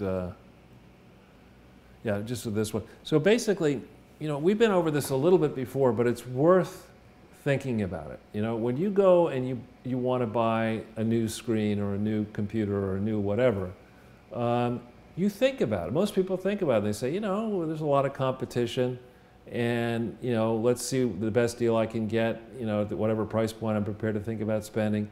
People agonize about that. The business model for social media is let's not tell Jason Goodman and Charles Ortel how valuable your personal information is, and instead of paying you for it, let's just steal it. All right, and then we'll give you some like little, you know, crappy little T-shirt over here, this email service, which anybody can get, you know, or maybe, you know, a little bit up. But they don't actually give you a T-shirt. They just give you the experience of using their social media network. Right. They give you the experience of sharing with all your friends immensely valuable data to advertisers for which you're not compensated. Right. And destroying your personal privacy. That's what they give you. Right. And then they take back being the richest person in the world off this stunt. Right. You know, so there's something, if you're going to say that, and I happen to be somebody who's very much against payday lending. I don't know if like payday lending is where they prey, particularly on the military, people who just have no money, and they get themselves in a bind, and a payday lender comes along and says, retail loans. well, it's far worse than retail. They go to you and they say, Jason, if you want $100 right now, I'll give you $100. The problem is you got to give me $250 next week. Whoa. You know, it's a very high interest rates. I'm exaggerating to make the point. Right. But way over 18% and 20 or. Why is that legal? It shouldn't be legal. But this is akin to payday lending. You're going to people. A lot of people got hooked on Facebook below the age of 18. You're either dealing with young people or older people like me who are not that versed with technology, who didn't really think it through properly in the beginning and said, yeah, it's free. You know, what could possibly go wrong? Right. And then you realize the tools that these social media companies have with the metadata and by other means to, when thinking through large samples of people, they begin to be able to predict behavior. Yes. And that is, you know, that's scary, that's Big Brother kind of stuff. Mm-hmm. And if the data is not protected, which Zuckerberg admitted, you know, it's not a great move, I think, to go up and say, you know, they didn't kill 87 million people, but let's just say it's similar. You know, I just killed 87 million people. It's my responsibility. I promise it won't happen again. Don't I look good in a suit? He doesn't look that good. I know. You look nervous. That's why I said. But anyway, So I think what we see is that the business model, that was from the preceding point, the business model from social media doesn't really, for my mind, work. I think you should have, businesses have customers, real customers who should knowingly buy products and services. They should have form of view, as, you know, do I want to part with this money to get this thing? They shouldn't be induced into it. They shouldn't be, you know, financed into it. And if you're going to become the richest person in the world by monetizing groups of data, we ought to understand that trade a little bit better. You know, particularly if you got into it allegedly by stealing the idea from the Winklevoss brothers, as is alleged. But is it actually illegal or just crappy? Well, again, if we believe that all humans are imperfect, and some humans are a lot more imperfect than others, and there are always going to be criminals, and there's a fraud, the mind of a fraudster. You're born a fraudster. You're not going to be anything other than a fraudster. As that case, that famous fraudster, you know, the reformed fraudster who went to prison, you know, that guy, the Z. Catch Me If You Can. Not him. There was another guy who was like a retailing fraudster, and then he went to prison, did his time, and then he gave speeches. He got paid not $150,000 a speech, but he gave speeches, and promptly got back into the fraud business. I mean, there's some people are just, they're fraudsters. You're not going to change them, you know. And I think I know some of those people. I believe you do, sadly. They're suing me. Exactly. So we know them as well, the Clintons. They're fraudsters. Yeah. So I think that the government has a proper role trying to decide, is this a con or a business? Right. You know, and that really is, and particularly, and frankly, it should be, is this a con or a charity?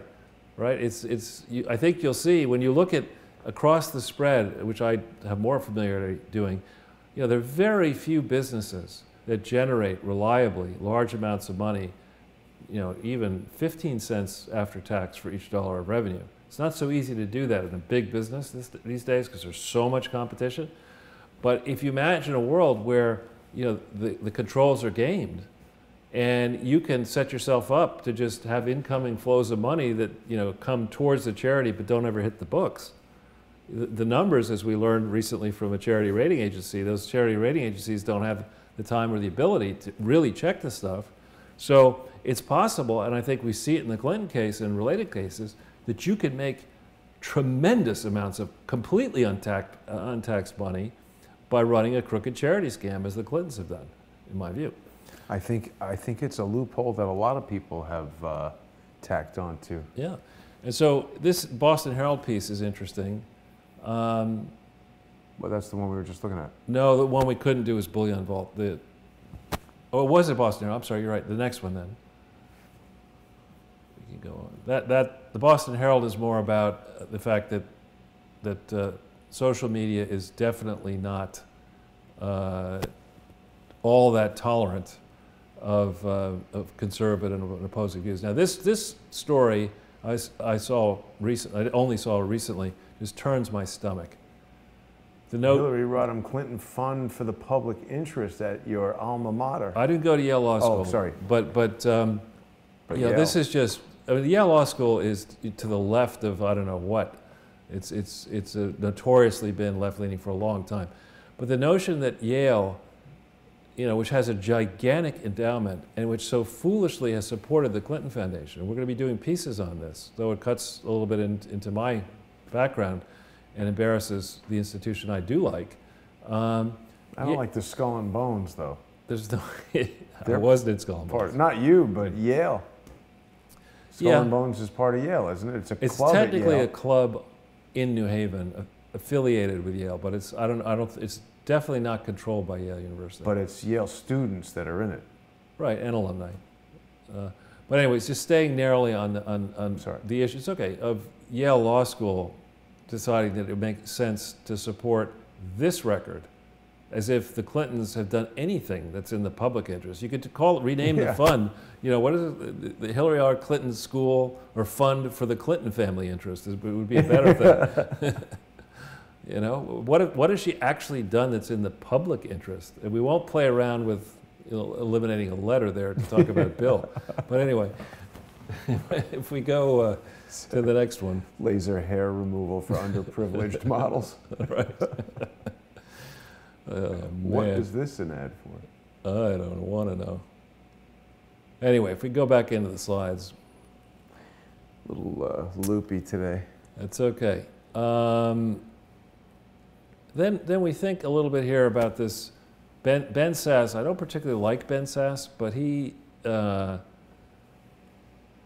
kind of rhymes with itch slapped Mark Zuckerberg around a little bit. You know, trying to get this idea of what is hate speech. Oh, I saw that segment. You know, and we have to be very, very careful there. I mean, it's easy for people to get offended. And often, you know, great ideas will offend people. And letting this Mark Zuckerberg decide, you know, that he's going to employ a whole bunch of people who also like to go around on skateboards or whatever they do with their, you know, T-shirts or whatever. These are the geniuses, you know, with little life experience who are now going to curate the news for us.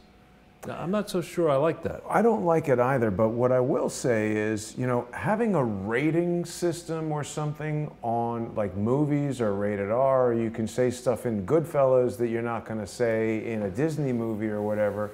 So, I mean, hate speech could be defined. Like if you say X, that's not allowed. Well, they could put words that they might not allow you to put posts. Yeah, so let's take a recent interesting case. That, you know, in the Islamic world, the Shia and the Sunni really don't like each other. Yeah. And here we have MBS, the rising crown prince in Saudi Arabia, soon to be king, you know, basically calling the leadership in Iran, accusing them of being Hitler. Is that hate speech? I mean, well, I think, no.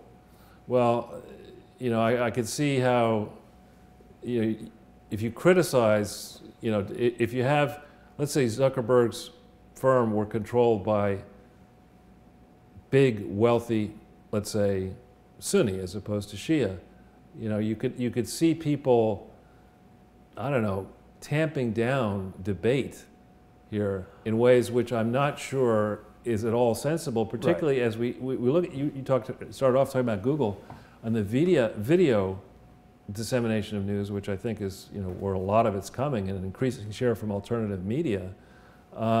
You know, that's disrupting and displacing the traditional print media. You start having, you know, in effect, censors. You decide, I'm taking this down for an anonymous strike, whatever. I like your idea though of ratings, not ratings, but like voting. The people vote. You know, they watch it and they say, you know.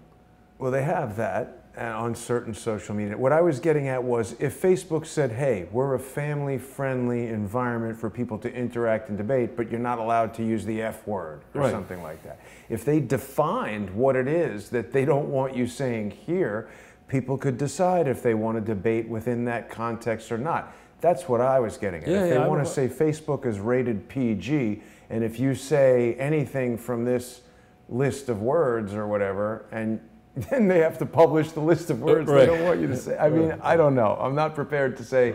The biggest problem I have with what's going on YouTube with us is that it's not like they've sent me some list of 27 rules and I violated rule 18 and you know, don't do that again. They just say, oh, you got a community guideline strike from somebody we don't know who for something that we don't know what, and how can I now prevent myself from doing that again without knowing what it was?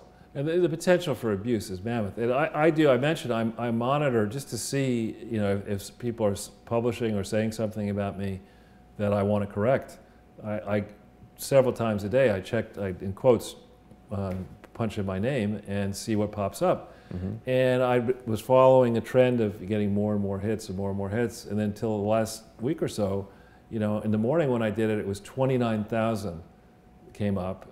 And as opposed to the usual 276,000 when I came over just now. Yeah. And that it doesn't make sense that there would be that much of a change. Right. And it makes me wonder, is Google trying to suppress you know, the number of stories that would come up if you punched up Charles Ortel to restrict the wider audience from seeing, you know, who may be interested in what we're doing and what else have I said and what else do I care about. Right. So I think actually, you know, sunlight is the best disinfectant. If somebody wants to say something that's completely stupid, let them say it and let the crowd and the people react. The problem becomes, though, Charles, is that people game those systems and rig those systems, and if one individual or a small group of individuals were able to put together some sort of malicious software that pushed out some fake story saying you did something horrible or you were a criminal or whatever, with the specific intent of damaging your reputation, that is different than one person coming forward and saying, I'm, you know, Jason Howerton, and here's what I say about Charles Ortel. Because then you could contact Jason Howerton and say, that's wrong, or that's your opinion, or whatever. But what we have is this insidious operation throughout the internet where people are using technology that in some cases people aren't even aware of. We've heard of bots, AI bots. They want you to think they're Russian bots. According to Alex Jones, very small percentage of all the bots are from Russia. I don't know how he knows that, but the point is people can manipulate these things. And when we don't know what the rules are, when we don't know what the infraction is, and we don't know what the accuser is, how can we defend? How can we prevent? It's just stupid. Right, and you know, we go back and remember a little bit of recent history. We're talking about a team that was running this country that was quite prepared to use alias emails. Right. Right? That's their favorite thing to do, to hide behind fake emails. And then they say, well, that wasn't me. That was, that was, what was the email that Chelsea Clinton was, Donna Summer or something like that? Well, it was Richard Windsor was, I think, Lisa Jackson, and then there was her fake name, and what was Chelsea's? I forget. But you just shouldn't be, as a government official, you should have to use your real name and a government email, and you should preserve all that. Otherwise, Freedom of Information Act makes no sense. On these platforms, if you want to comment anonymously, you shouldn't be allowed to strike. Well, anonymously, yes. I personally don't even think that people should be able to comment anonymously. I think if you want to enjoy a social media platform like YouTube anonymously, you should be allowed to just watch it. And if you want to create content, either in the form of video or comments, we should have a right to know who those people are.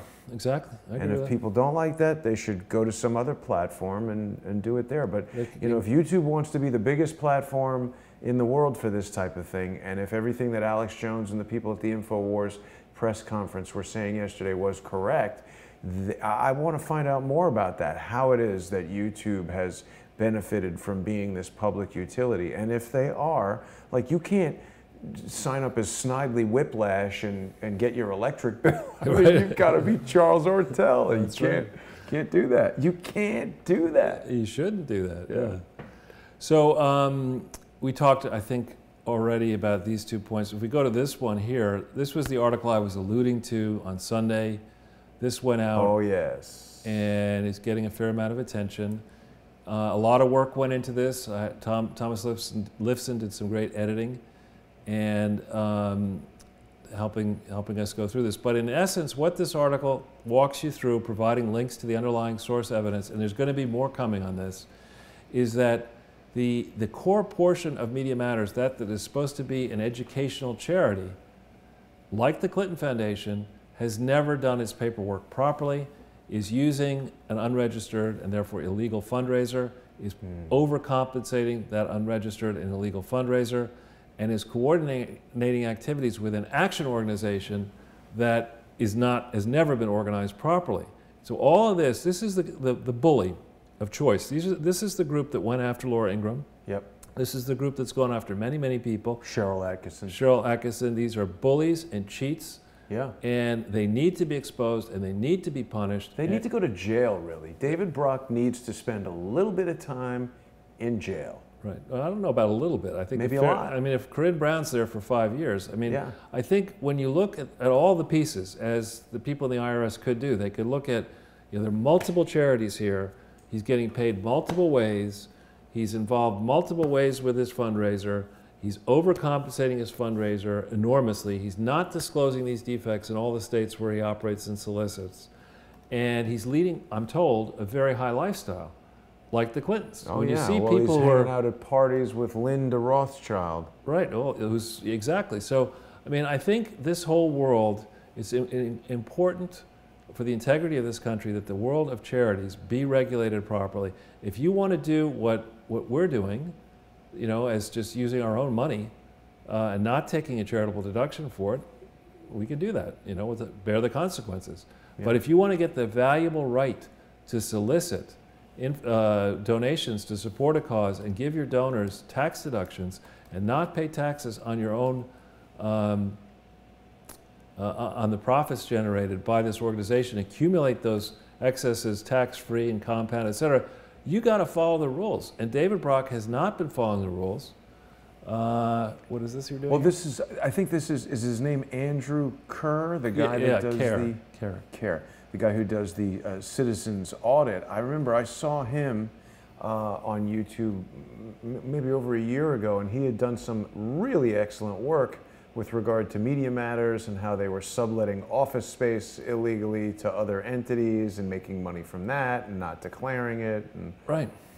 So this would be an interesting website. This is citizenoaudit.org, so people can check that out and learn about what a lowlife David Brock is. And you know, a lot of these activities that we see happening to try to thwart the progress of Crowdsource the Truth seem very similar in principle to things that are done by Media Matters, to the extent that it makes me wonder if Media Matters might not have an offshoot or some former employees who, you know, guys who worked in 21st Century 3D went on to do other 3D ventures. So if you've got experience working for Media Matters, perhaps you start your own little internet troll program. Right, exactly. And you know, this, for journalists don't make a lot of money. So, you know, you give a journalist who's, let's say, writing other things, an extra $25,000 a year, $40,000 a year, or $50,000, or even $100,000 a year. That's a lot of money to a journalist. And so this Media Matters and the Media Matters Action Network and all the affiliates, we're going to be diving into that in great detail. Tax deadlines are upon us. They face new tax deadlines. They have not reported properly. They have never been audited properly. They're not being honest about the state of their legal affairs. And they have big money donors like George Soros behind them, who, you know, if you roll up the Soros Foundation, he'll squeal like the pig that he is. Yeah. And I always like to remind people that George Soros is not a Nazi. He just worked for them. So if we go back in there, let's see. Yeah, well, you already put up this McCabe thing. Yeah. But we can bring it up again just for the hell of it. Yeah, I always love trolling Andrew McCabe. He's a pretty terrible guy. He was really bad to Robin Gritz and seems to have been covering for the Clintons for many, many years. Great reporting here from True Pundit. And you know, we're still, jury's still out on this Michael Horowitz. Harmon Wilfred has presented a lot of really not so favorable information about him, but yet here we see him bringing forward information that seems to put him on the right side of doing the right thing. Well, this I think is an important piece because I've long felt, given my experience in banking, that the New York offices of the investigative organizations are likely to be the most potentially corrupt offices. Why right? is that? That's where the money flows. New York is the money capital. And if you put yourself in the mind of a criminal and you say, okay, if I'm going to be investigated, who's going to be investigating a money fraud? It's going to be the FBI. Why don't I get somebody dirty in a senior role in the FBI in New York? Yeah. And you know, these frauds, the financial ones we're dealing with, whether the GE, the General Motors, AIG, and now the Clinton Foundation, these are very complicated frauds that operate all around the world. It's tough to get your mind wrapped around it. If you can game the system by having Lois Lerner in the IRS, making sure that she'll make sure that there's no IRS charity fraud matters or problems for you, and then you got somebody, I'm not saying it's McCabe, but somebody like McCabe in the New York FBI field office, you know, you're going to have a major league leg up as against the people, you know, they're crooked Republicans too, but many Republicans, oh yes, there's a conflict of interest, I better recuse myself, and oh yes, I should probably give myself a timeout for this minor infraction. I mean, if you've got, on the one hand, people who are prepared to go break as many laws as the Clintons have broken with impunity for so many years, chances are they're going to try to have their allies in key FBI offices, and certainly in the IRS, and in justice. And that's what we're seeing here. Yeah, there's no doubt. I mean, you know, these crimes are very sophisticated, Charles. The people that are executing them are adept at covering their tracks. They know the law. They know how to avoid prosecution. And again, I see that as another analog to what's going on to crowdsource the truth here, because you know, it's sophisticated operations that are, I've referred to it as a distributed defamation campaign, where it's not one individual doing all of it, it's spread out among Sure. a bunch of individuals, so that no one person is doing anything so bad that the police or the FBI would necessarily go after that one person. And this is the way these people think: distributed networks, you know, Sure. with cryptocurrency and everything. It all relies on these peer-to-peer type of things, and so they've sort of emulated that in their cowardly attacks. But there is some good news, and the What good is news is we're racing now toward these tax filing deadlines. Remember that we talked about this before, that if you're a charity and you have an adverse development like a criminal investigation in a state or a foreign country or maybe many, you got to kind of disclose that. And you certainly have to tell your accountants about it, the charity regulators care about it, the donating public cares about it. And more states and foreign governments are watching this closely, very closely.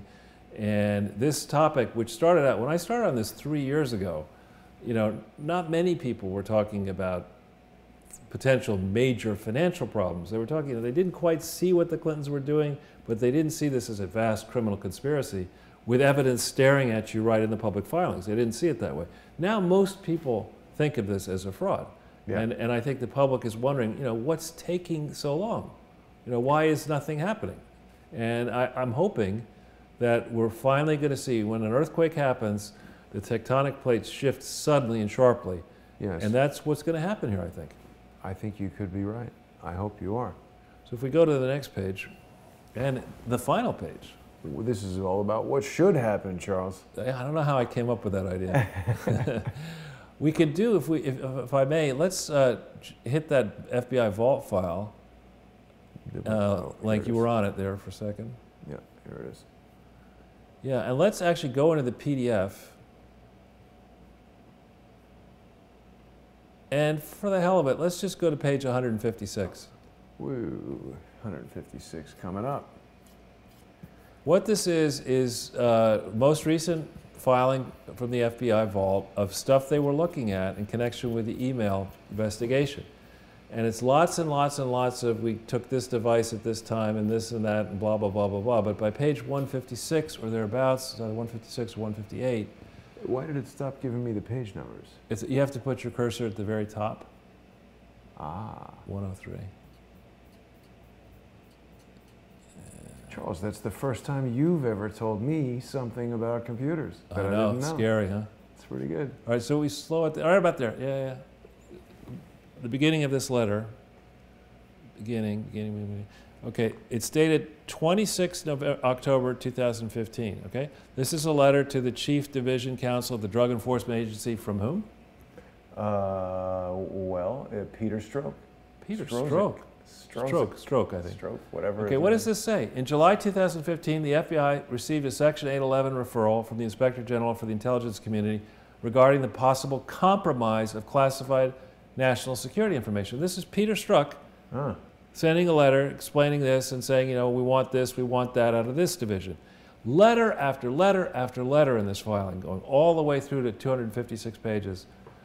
So you'll see Peter Strzok's John Hancock, as it were, on the next page. HRC 8447. Does that mean they have 8,446 other? There's his, you know, John Hancock. It's a very handsome signature. Yeah, a lot of. Looks like he could, you know, sign baseball cards or something like that. I guess. But you'll see letter after letter after letter. There's another one coming up, I think, right there. 2nd of November. Okay. Letter after letter from Peter Strzok, personally contacting all of these different division heads, trying to, you know, round up and determine whether the emails that Hillary had provided reluctantly on December 4th, 2014, whether those emails were appropriately classified or not. And to say that this man, the very same man who's coming up with the insurance plan, right? He's the one, isn't he, with Lisa Page? Texting the girlfriend. Right. Well, I mean, how he had time to write these letters when he was doing all the texting. But this is a guy who's clearly centrally involved, supervising aspects of the investigation into Hillary Clinton's misuse of classified information in the run-up to the primary season, you know, when she was vulnerable, sending letter after letter after letter, and then once it was clear that she's across the line, then targeting Trump. Same guy. You know, and this guy's supposed to be working in the FBI. He's supposed to be apolitical. And he's in a very high level. I don't think we know enough yet about this man. I don't think we know enough yet about this process, and it stinks to high heaven.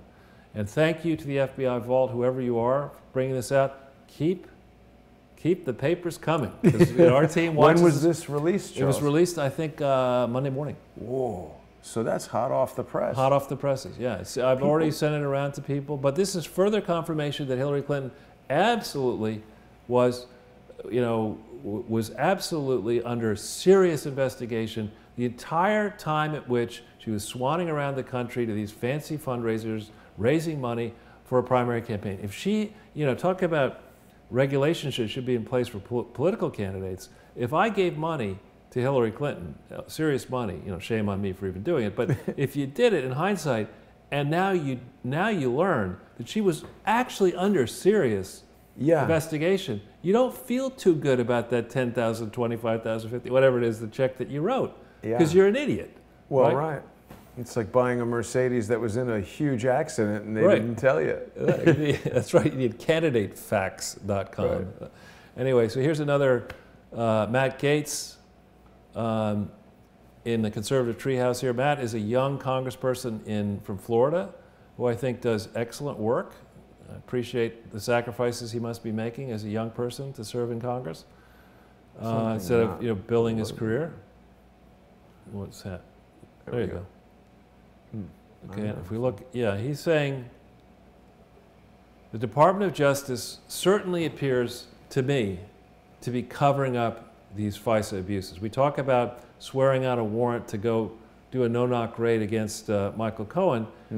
What happened, you know, during the campaign period and afterwards, in 2016, early 17, until President Obama left office, seems to me to be a gross abuse of the system of obtaining these surveillance warrants against potentially American targets. And the Department of Justice does not want to admit just how deeply corrupt and embarrassing and so sorry, Charles. profoundly illegal, bless you, their activities may be. So they're slow walking this thing. I mean, come on, guys. You know, the Department of Justice cannot play by one set of rules when it's implicated and then use incredibly aggressive tactics against we the people who pay their bills, you know, when they, you know, it looks like they might be embarrassed yet again. They can't do it. They can't have it both ways.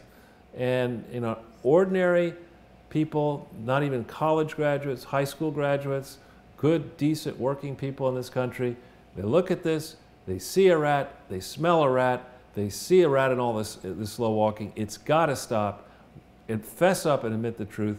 And Mr. Sessions, if you're not prepared to do your job, you know, pick another job.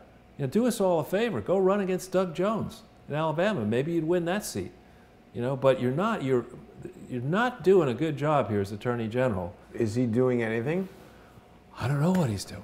You know, I really don't know. Maybe in real life he's a decent person, but you know, sometimes, you know, you get into a role and you're just not cut out for it. And that's, you know, I'm never going to be an opera singer. I'm not even going to try.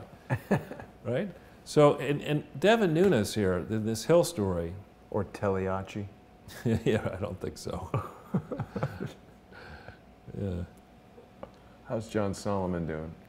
I haven't heard from him recently, actually. I haven't seen any stories. I think he's busy. Yeah, but here Devin Nunes is talking about impeaching Christopher Wray and Rosenstein. And it shouldn't have to come to this.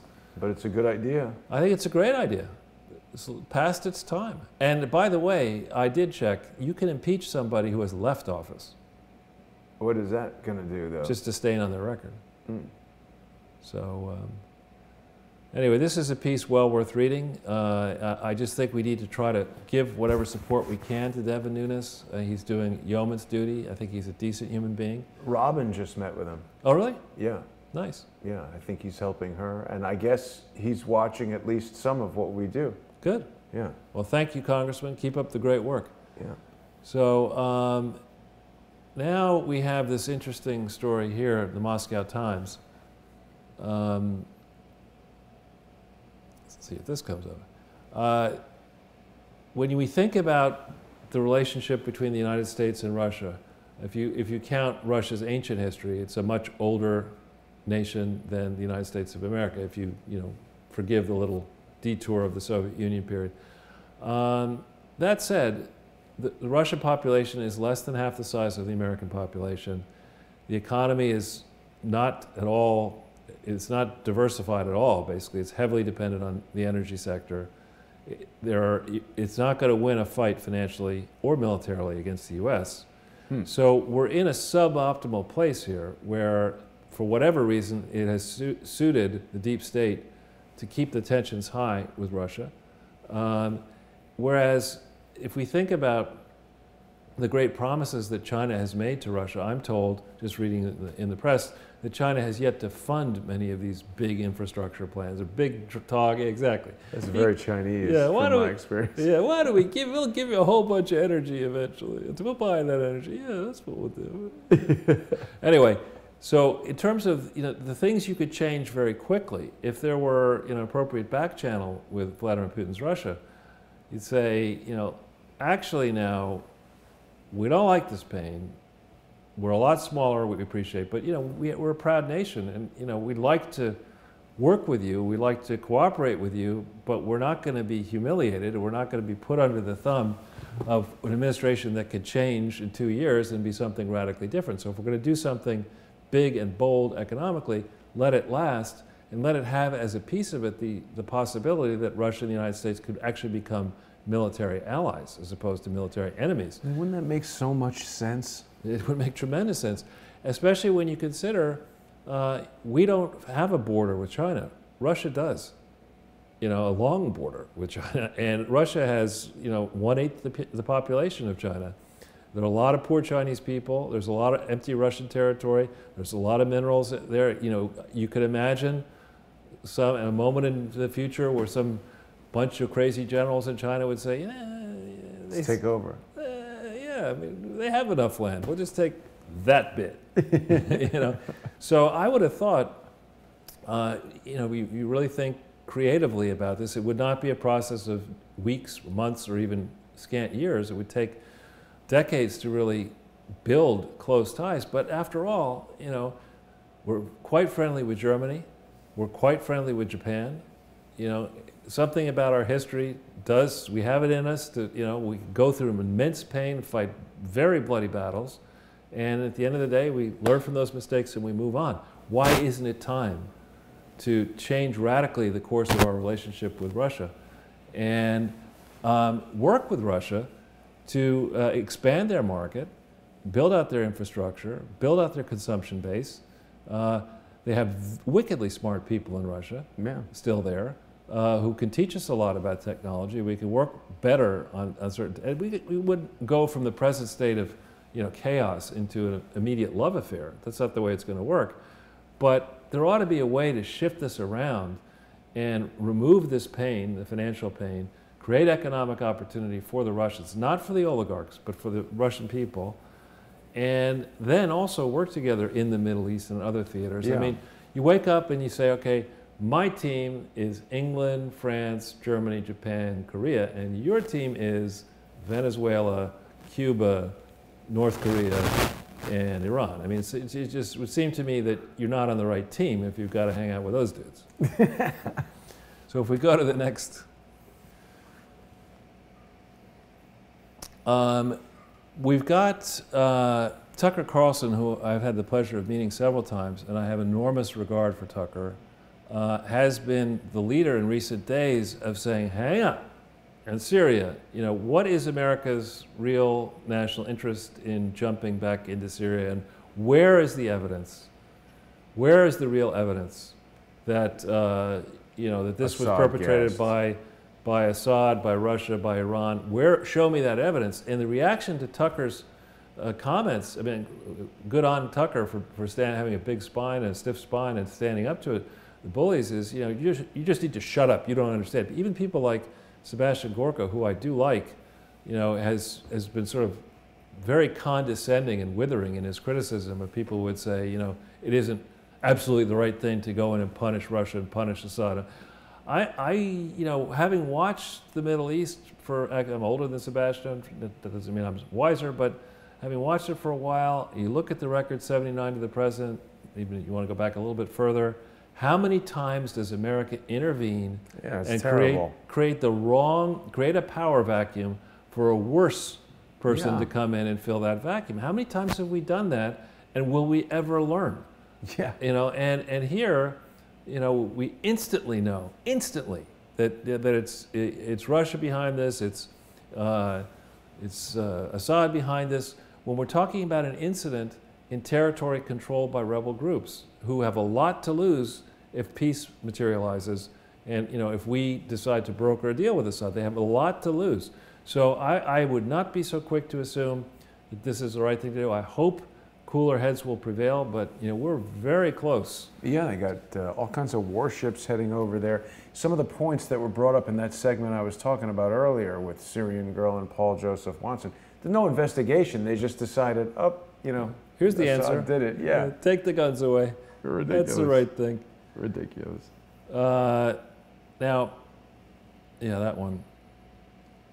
This Sarah Sanders, I think, is a wonderful human being. You know, it's not easy being a political brat, and her father, of course, was, you know, is still very active in politics. Thought about running for president and didn't do so well in the primaries in 2016.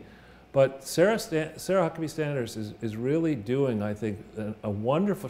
Forget about her gender, forget about where she's from. She's just incredibly good at facing down. Yeah, she's tough. I like that. Yeah, really good, and you know, just incredibly effective. Yep. Way better than Sean Spicer. Oh, Sean Spicer, yeah. He was funny, but not. He got off on the wrong foot. Yeah. But no, Sarah Sanders is very good, and she's absolutely right. If Donald Trump wants to take the political heat, he can cause Mueller to be fired. I think the better way to do it is I think Mueller should be under criminal investigation. Yeah. You know, and that sort of forces him to resign. Mueller, Rosenstein, maybe Wray. And who would do that? Sessions? Who would bring that? Again, I'm not a lawyer, so I don't know the particulars. Because that would be ideal. Yeah. You know? Just show that they're. It's like, hey, Bob, what the hell happened to 9/11? Why don't you investigate that? You're investigating porn stars at Michael Cohen's house. Right. Who bombed the World Trade Center? Why don't you get around to that one? He's like, yeah. So if we go back in. This was a great, Rush Limbaugh as a way, and was obviously enormously famous and sophisticated in the media, but he got this right away. The Ukrainian billionaire gives $25 million to Hillary that disappears. They don't have to account for it. And that same guy gives $150,000 to Trump, so of course you land on Trump. Ooh, wow. See, that's a thing. Right. Why are they not investigating this? They have to. And at this stage, it's kind of the point where they have to investigate why they didn't investigate. Right. It's not simply to get to the truth. We got to understand. Look at this one picture that Rush puts up here. There is no such thing as the Clinton Global Initiative legally. There never was. There never will be. It's a fiction. It's a bad fiction. It's a horror story. There's never been any. They did not do the paperwork properly on this fake grifters initiative, and they've never reported on it properly. They've never solicited for it properly. They've never accounted for it properly. But yet, you know, it lives. Well, look at how proud they are of themselves, smiling. Yeah, they're probably sitting there saying, we got these suckers to say they're going to give us $4 billion. We can take at least half of that. He looks like he's getting ready to bite her and put some ice on it. Bill. Thanks for that. Sorry. So anyway, there is, this is really the final one here. we have got to get behind this. This writer here, Christina Lala or whatever her name is. She does good work.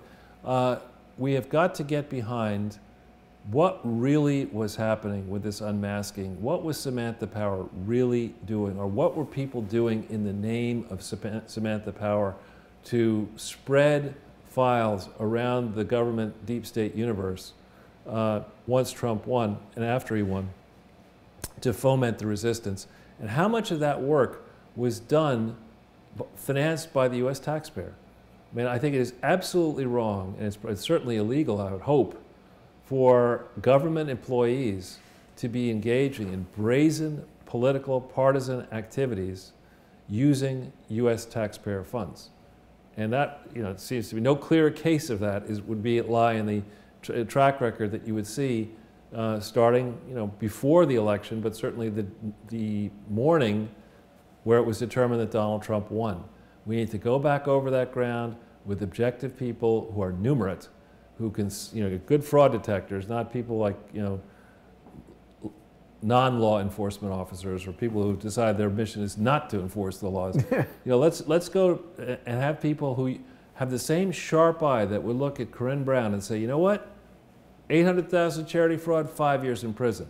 Not, you've only stole 100 billion. What's 100 billion? There are other dictators who've stolen more than 100 billion. We'll let you off. Yeah. Just give me my slice. Law obstruction officers. Right. So this is a world record, Jason. We are very close. 2 on hours the money. and 1 minute. Yeah, almost on the money here. There you go, Sean.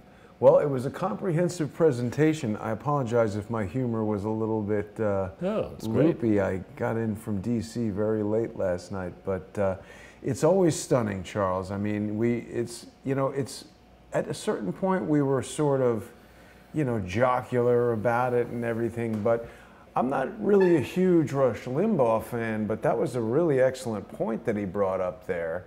You got the same guy donating to both, and they're investigating Trump and not the Clintons. Right. It's just, it simply isn't right. And I think the people who've now been at this for, could be 30 years, 35, 40 years, it's a comfortable life. You go to these elite schools, you play the game, your wife gets a job, you get a job, you get some sweetheart investment deals. Porsche, you get a Porsche, you get a cut rate mortgage, your kids get into the right camps and schools and country clubs or whatever. You get a book deal like Comey, and you're not a billionaire, but you're very wealthy, and you're also on the inside. Right. And nothing can happen to you. Nothing, in theory, can happen to you. And you have access to these databases, official government databases that no one's monitoring closely enough. And then the unofficial databases, your friends set up private security firms that you can then consult for after you retire from government, make a lot of money doing GoFundMe accounts that they put money into after you get fired. Right. I mean, and this is a world that is threatened by Donald Trump, and it's really more threatened by, I would argue, the vast horde of American people on the right and the left who are not part of this. The Bernie people who were duped, frankly, maybe willingly, by Bernie. I mean, Bernie talked a lot of happy horse pappy, we will say, as opposed to the other word. And Donald Trump is out there disrupting. An overwhelming majority of Americans and people in the bigger economies want to see the status quo disrupted, not for anarchy.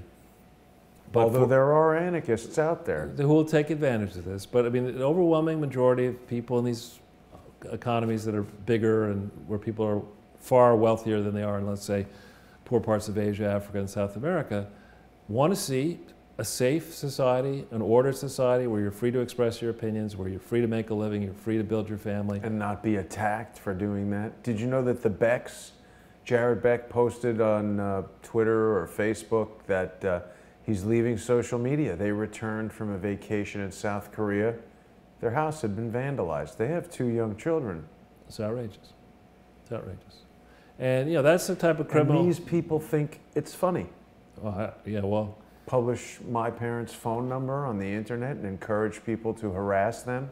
That's the same person who held up a sign at a college protest imploring the college students to kill all police. That person is a disgraceful danger to the public and should be in jail. Yeah, I would hope that person will be prosecuted and put in jail. Be a good thing. It would. Well, Charles, I think that's all for today. Thank you very much for a really comprehensive and excellent presentation. I just want to remind people that Crowdsource the Truth is a community-sponsored show, news resource. If you enjoy it, please become a sponsor, patreon.com/crowdsourcethetruth. I am going to be implementing a new live streaming service for Patreon customers only, for the sponsors that support the show financially. It'll be the same content that people can currently get on Periscope and YouTube and Facebook. But as we continue to be suppressed by, really it seems to be malicious groups of morons who know how to take advantage of the lax policies and the weak policies. I can't say that I have any information that leads me to believe that I or you or this channel has been specifically targeted by Google. I do have information that seems to indicate that it is a dedicated group of malicious individuals who understand how to game the system, how to create channels that complement each other, have each other as guests, become this sort of pseudo network of channels that can use really unscrupulous business practices where if you're not in that network or one of their friends or sharing the same fake information that they share, they spread false information about you, defamatory information, they strike the videos, they make threats, they do all kinds of cowardly things. And you know, I think just like the Clintons, they think they can continue to get away with this stuff, but I am just going to become more and more creative and more aggressive in my pursuit of justice by contacting law enforcement, by saving all of this evidence, by connecting the dots, by observing that these people are clearly working together. And for the people that are in that network of channels that complement each other and make money by doing this and try to suppress Crowdsource the Truth with these strikes, who continue to demonstrate that behavior quite clearly in the Steemit.com network, which so far all the evidence that I've seen indicates that Steemit.com is a scam being protected by some of the same people who are bringing fraudulent lawsuits against me, who seem to be also fraudulently involving the same people who want people to kill the police. You guys are on the wrong side of this. The best thing to do is stop, give it up, or keep going, and I will get you prosecuted. It will happen. Anyway, that's what's going to happen, Charles. All right, good. We'll talk about Sunday, and hopefully we'll have a Sunday with Charles here, or perhaps something else will happen. All right, very good. Very good. Take care, Charles. We'll see everybody tomorrow.